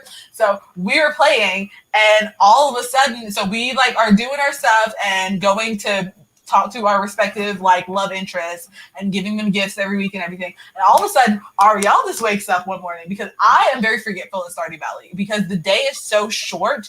I will have a full within the game, a full 2 hours within the game of me trying to figure out what I'm going to do for that day so I don't waste time. And so I will waste time trying to figure out what to do because the days are so short and there's not very much time. Mm-hmm. Whereas Ariel he will wake up and he's like, okay, I'm fishing today. Bam, gone, and does it. And then wake up, oh, I'm going to Lionsgate. Bam, gone, does it. And so he and he will get stuff done and he goes and talks to this person. So he wakes up one morning and is like, oh, I got some mail. And so he reads his mail to me. He's like, Ariel, or his character name, but he's like, Arialdis, I see that you've been getting close to some of the villagers. You should, if you really want to impress somebody, you should come down to my shop and get the bouquet and give it to them. How could anybody say no with these reasonably priced bouquets? Come down to Pierre's. And so I'm like, what? I've been giving my gifts. I don't have it. But he has completely filled up his heart meter because there are 10 or there no, hang on. 8 hearts that you can get within friendship, and there are 2 hearts that you get after marriage. So he's filled up his 8 friendship hearts or whatever. And so I was like, I still have 2 hearts left. And so we're going and going and going. And then I wake up and I'm like, ooh, I have mail. And then I in the sassiest, most snarky way, because I know that he knows exactly what this letter says. I'm like, oh, Artemis, it seems that you've been getting really friendly with some people in town. Maybe you should come down and get a bouquet. Just the snarkiest I'm reading it out. Okay, so I gotta get this bouquet. So I go and get the bouquet, and when you get the bouquet and give it to them, that's you officially asking them to be your partner. And so Ariel already did that with his friend. And so I went to Shane, who has finally stopped saying, don't you have somewhere to be?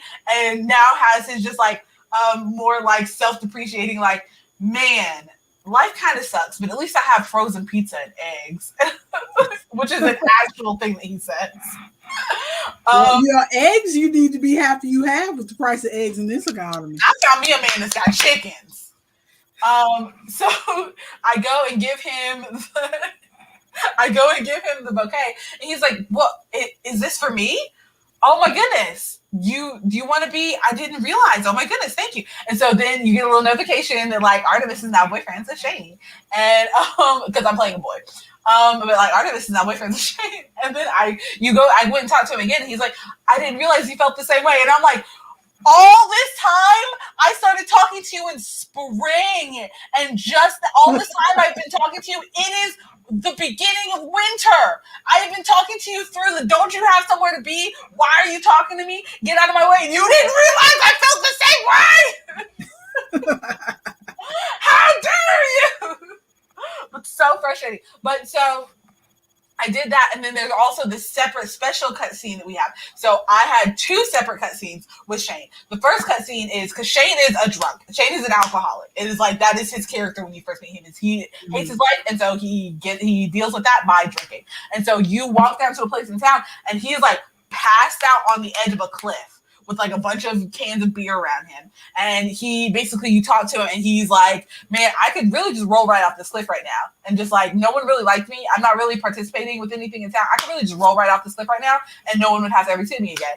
And so I like talk him down from that. And he's like, Artemis, can you take me to the hospital? I really need some help. And I'm like, yes. And so I take him to the hospital, and Harvey at the hospital like pumps his stomach because he had a lot of alcohol. And he's like, you did a good job of bringing him here, because he was like, it was really bad and this is not good. And so Harvey at the hospital sets him up with a therapist. So he now has a therapist to help him through his stuff. And then later on, I go to, because he's staying with his aunt, Marnie, who is the person who sells you like cows and chickens and stuff, and his little niece, Jazz. I think it's his niece. I just call it his niece because I don't know their like direct relation, but they're like, they have a little family unit there. And so, and Jazz kind of thinks of him as like an older brother or father figure. And so I go there because I'm about to buy my first cow. And Jazz is like, hey, Shane's in the barn. He wants to talk to you. And so you go, and this has to do, because you sent me the video of that girl buying all the Stardew Valley stuff, and she had the blue chicken. So you go and you see, before you walk into the room, you see the cutscene of him, and he picks up the chicken, and he's talking to the chicken, Charlie. And he's like, well, Charlie, I've been trying to work really hard. Hopefully they like this. I'm really trying to like help participate in town more. I think I'm gonna start working on the chicken stuff more, and that'll help me focus and stay away from the bar as much. And then you walk in, and he's like, hey, Artemis, I just wanted to show you, I've got my signature blue chickens. I've been breeding them in private that nobody knew about. So they're special blue chickens that he has been raising in private, like to try to have these chickens. And so he's showing you his special blue chickens, which I really hope I can get a blue chicken because they're so cute. Because they have a little curly tail. But then Jazz comes in, and he like picks her up and like hugs her. And he's like, yeah, I've been teaching Jazz how to raise these chickens because I want to help contribute and help raise her and help all this stuff. And so they have just a cute little moment. And now I'm just trying to wait until I can find because you have to get like a mermaid pendant before you can ask somebody to marry you, because that's how they do it in Stardew Valley. But I'm trying to get my mermaid pendant, but I'm like, he's being a better person. And I love him, and we want to be. I spent all this time working on you, but it's a love match. We're boyfriends now. Well, I'm so happy for you. It was so much. We play Ari and all this, and I literally played all day on Wednesday because I got up and we started playing at noon. And then I got a text from my babysitting mom saying, oh, class got canceled because the teacher got sick. So we just stayed on Stardew Valley. Like, we literally just stayed on and played Stardew Valley all day. I think we stopped at like 10 o'clock at night. Just all day. Okay. Well, let me tell you about the games I was tempted by this week before I tell you what I actually played. Oh, Angela Lansbury knitting in the background over here. Oh, love it. Love it. On the set of Harvey Girls. I have not watched that. You should. But you won't. Probably not. Probably not. Even though it's a musical. Probably gonna rewatch Moon Girl and Devil Dinosaur, but continue. The games. Even though Angela Lansbury plays a mean girl in it. You probably still won't watch it. So you're trying to convince me to watch this, but I'm just waiting on you to talk about games. Whatever. Okay, so, well, I was tempted because you were talking about Stardew Valley, so I was tempted once again to get Stardew Valley for my iPad. I even looked up information about the controls, and the controls is similar to the controls in Wildflowers. So I'm like, and it's only $5, but it's $5. It is $5. Actually, $5.99. Which is basically $6. That's $6. $6, Maya. $6 whole. So how much did you spend on takeout food last week? $6 whole. So how much did you spend on pizza last week, getting takeout food? Your brother bought the pizza last week. So don't even try. And food is different. You have to eat. But there's a difference between getting takeout food and getting cheaper make it at home food. Whatever. So then I saw that Steam had This Week is Mystery Week on Steam. So I thought, oh, well, maybe I could do the same thing I did with Steam Next Fest and look at some demos and do that. But I didn't see anything that really interested me. I mean, like they had the Backbone prologue, but I've already played that. Mm-hmm. And they had another game.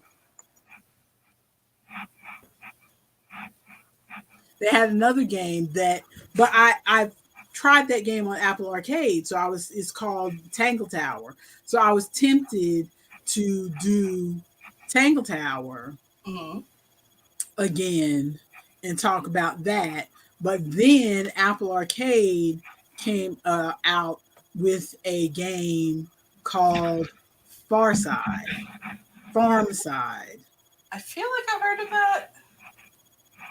I'm trying to think. Maybe one of my TikTokers is talking about that. Yeah, it just came out a week ago. Yeah. And I got sucked into Farmside. Ooh. Which it's really not even that great a game, but it's one of those games that will suck you in. I'm trying to pull it up.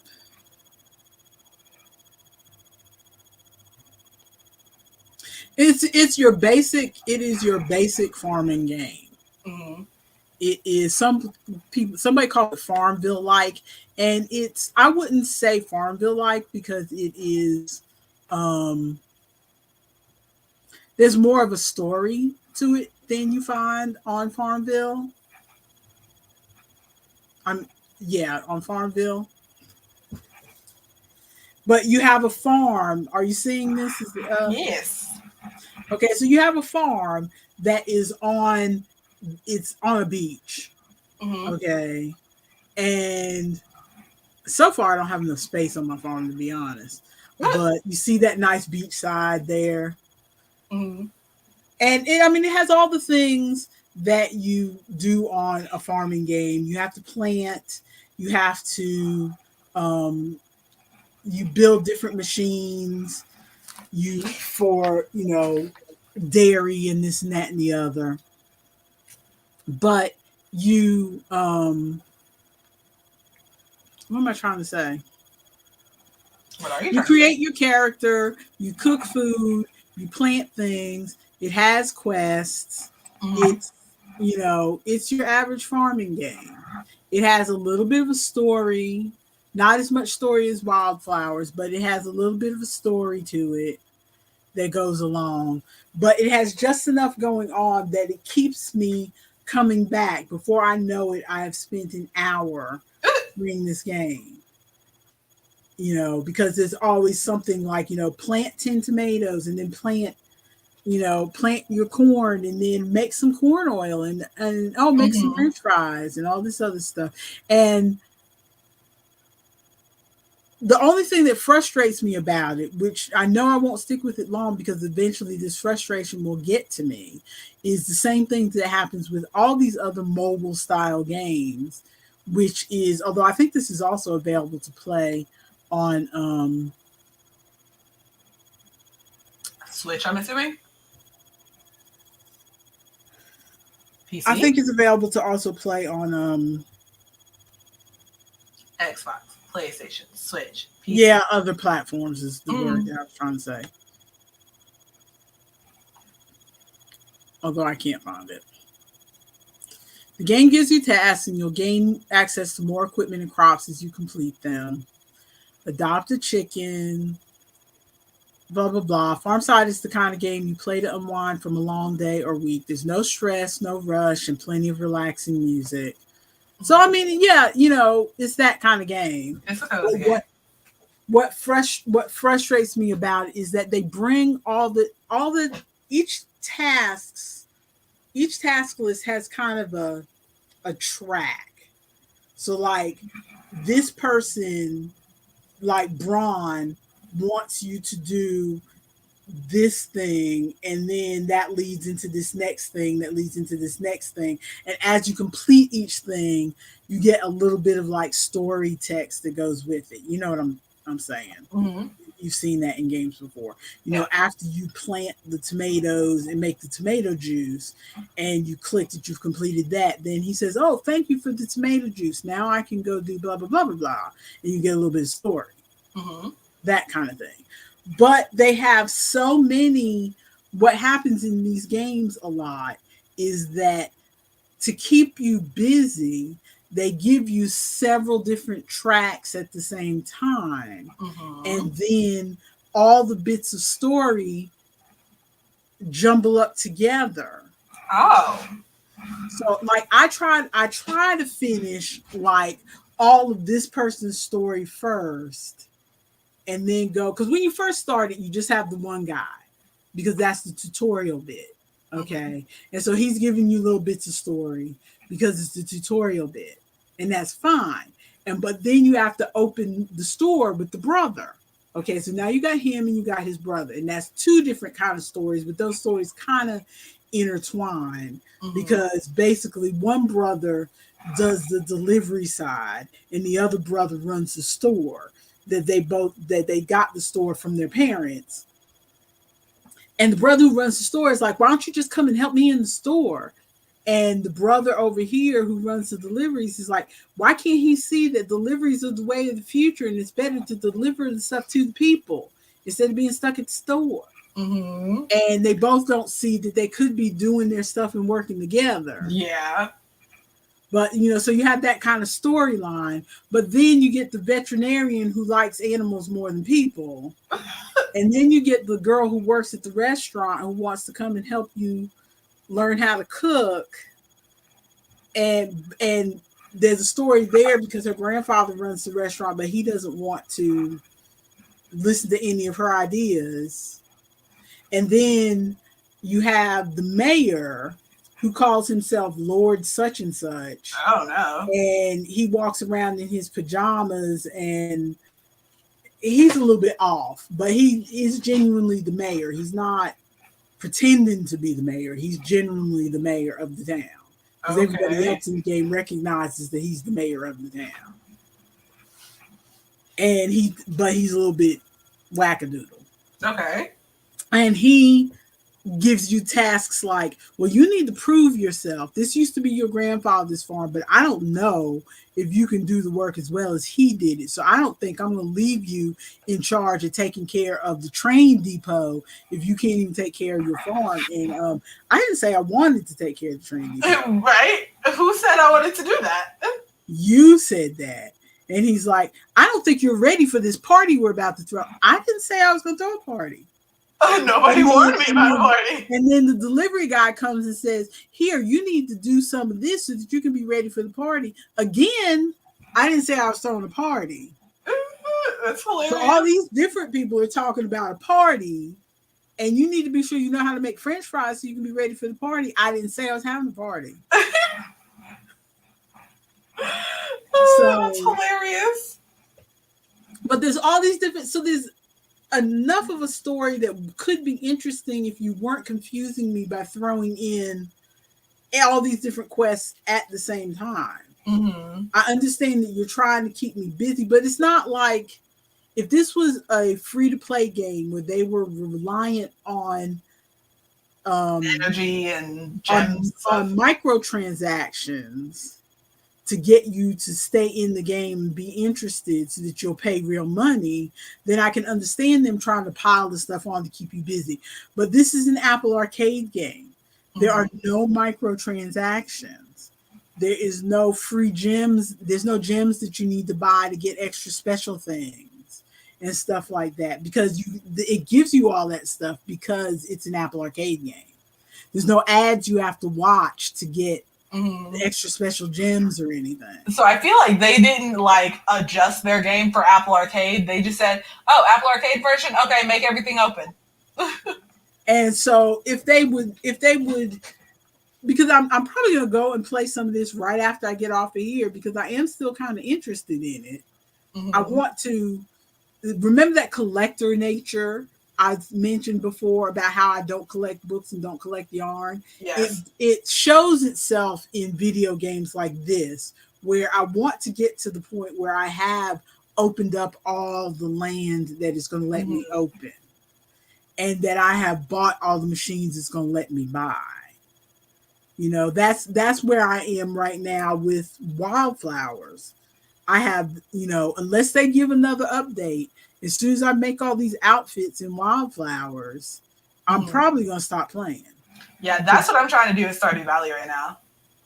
Because there are people who say, well, you know, the way it's set up now, because they have, well, I don't want to give away anything in Wildflowers just in case somebody watching this is playing it. But let's just say that there are people who say, well, I want to keep playing so that I marry every person in the game and see what the different interactions are like. But I'm like, I know it's a game. I know they're just characters. I know it's a game. These are just pixels. They're not real people. I know. But I don't want to just divorce my person to go marry another person. Yeah, if I was gonna marry somebody, I'd have to do a whole new playthrough of marrying somebody. I don't want to do a whole new playthrough because I've already played through this twice. I know what the story is.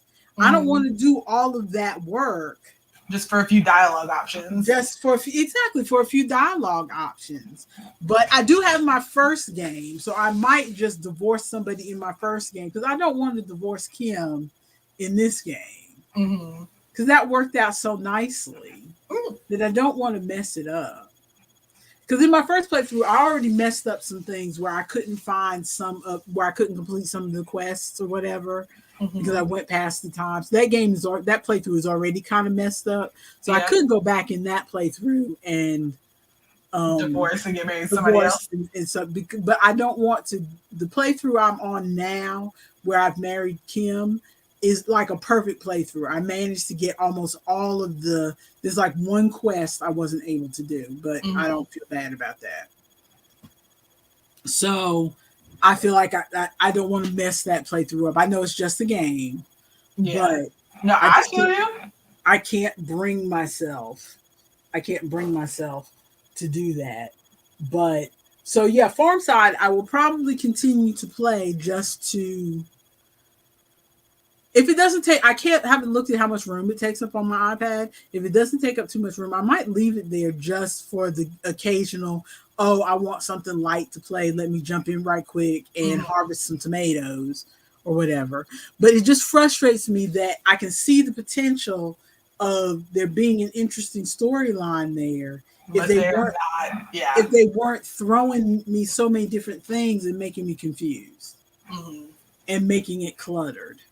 That's the thing with a lot of these mobile games. They try to keep you engaged no matter what, so they make it cluttered. There's another mobile game, briefly, that I think is called Cooking Live, where you're supposed to be a blogger. Okay. And I played that one, a food blogger, and I played that one briefly. I think it's available on... I think it's available on Steam because I watched Game Grumps playing it, and I was watching Game Grumps. Yeah, I'm generally not a person who watches Game Grumps, so I was walking past your brother. Yeah, their humor would not be your kind of humor. I'm surprised that she's watched any of it. Yeah, but I had played this game before, so I was like, I don't see people reacting to this game ever, so let me see what these people are doing. You know, and so I watched their 30-minute reaction to the game, and it what am I trying to say? What are you trying to say?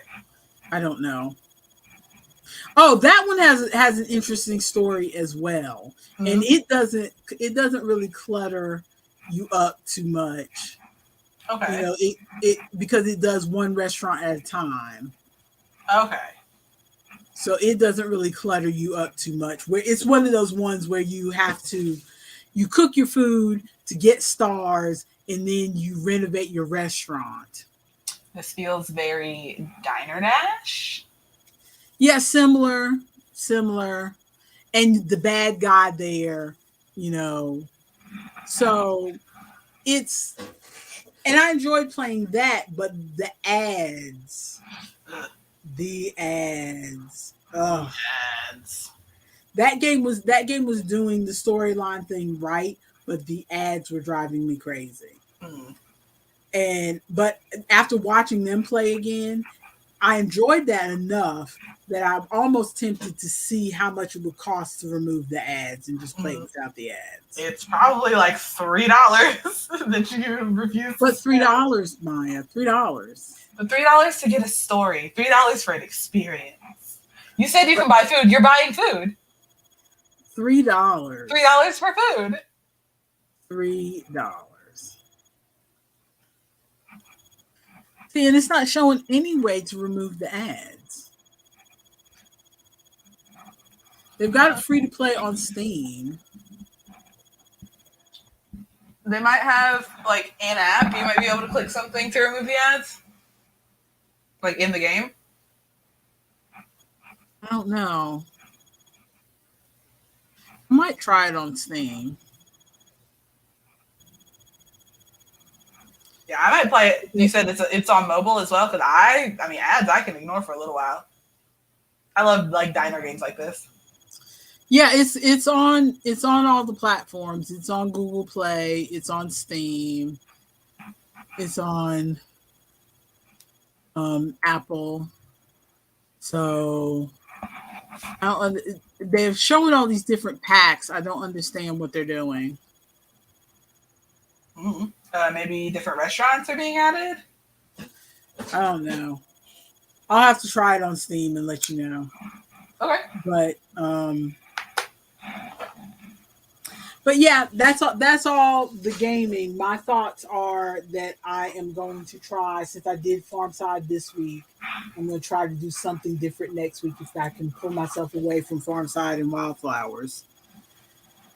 I'm going to try to do what my goal was, which was play some of these Apple Arcade games so that I can get rid of my Apple Arcade subscription. Because I don't feel like I need to keep it past 2023 unless they just add something really cool. And I'm going to keep trying to play Stardew Valley and marry Shane. So I think that's all we needed to talk about. Yeah, that's all we got. We've got, yeah. We hit most of the list, basically, and we're already at 2 hours and 12 minutes. And I feel all that yelling from earlier, I feel my throat going raw. That's our 2-hour coffee Klatsch. Mm-hmm. So what is it we say to end this thing? If you like listening to us and want to hear when we're talking again later, or maybe hop in the chat to talk with us and Ronald when he inevitably shows up because he is our #1 fan, like this video, subscribe, hit the notification bell so you'll see when we're going live. Also, go to my Etsy shop and buy t-shirts. That would be cool. We'll have the link to my Etsy shop down below. Will we really? Yes, we will. Are you sure about that? Do you want me to buy a new iPad? I do want you to buy a new iPad. Then we'll have this link below. Well, thank you for hanging with us during our coffee Klatsch, watching me eat food, drink iced coffee, talk about yarny stuff, and hang out with my daughter. I hope that we will see you next week. Ciao. Bye. I gotta listen to another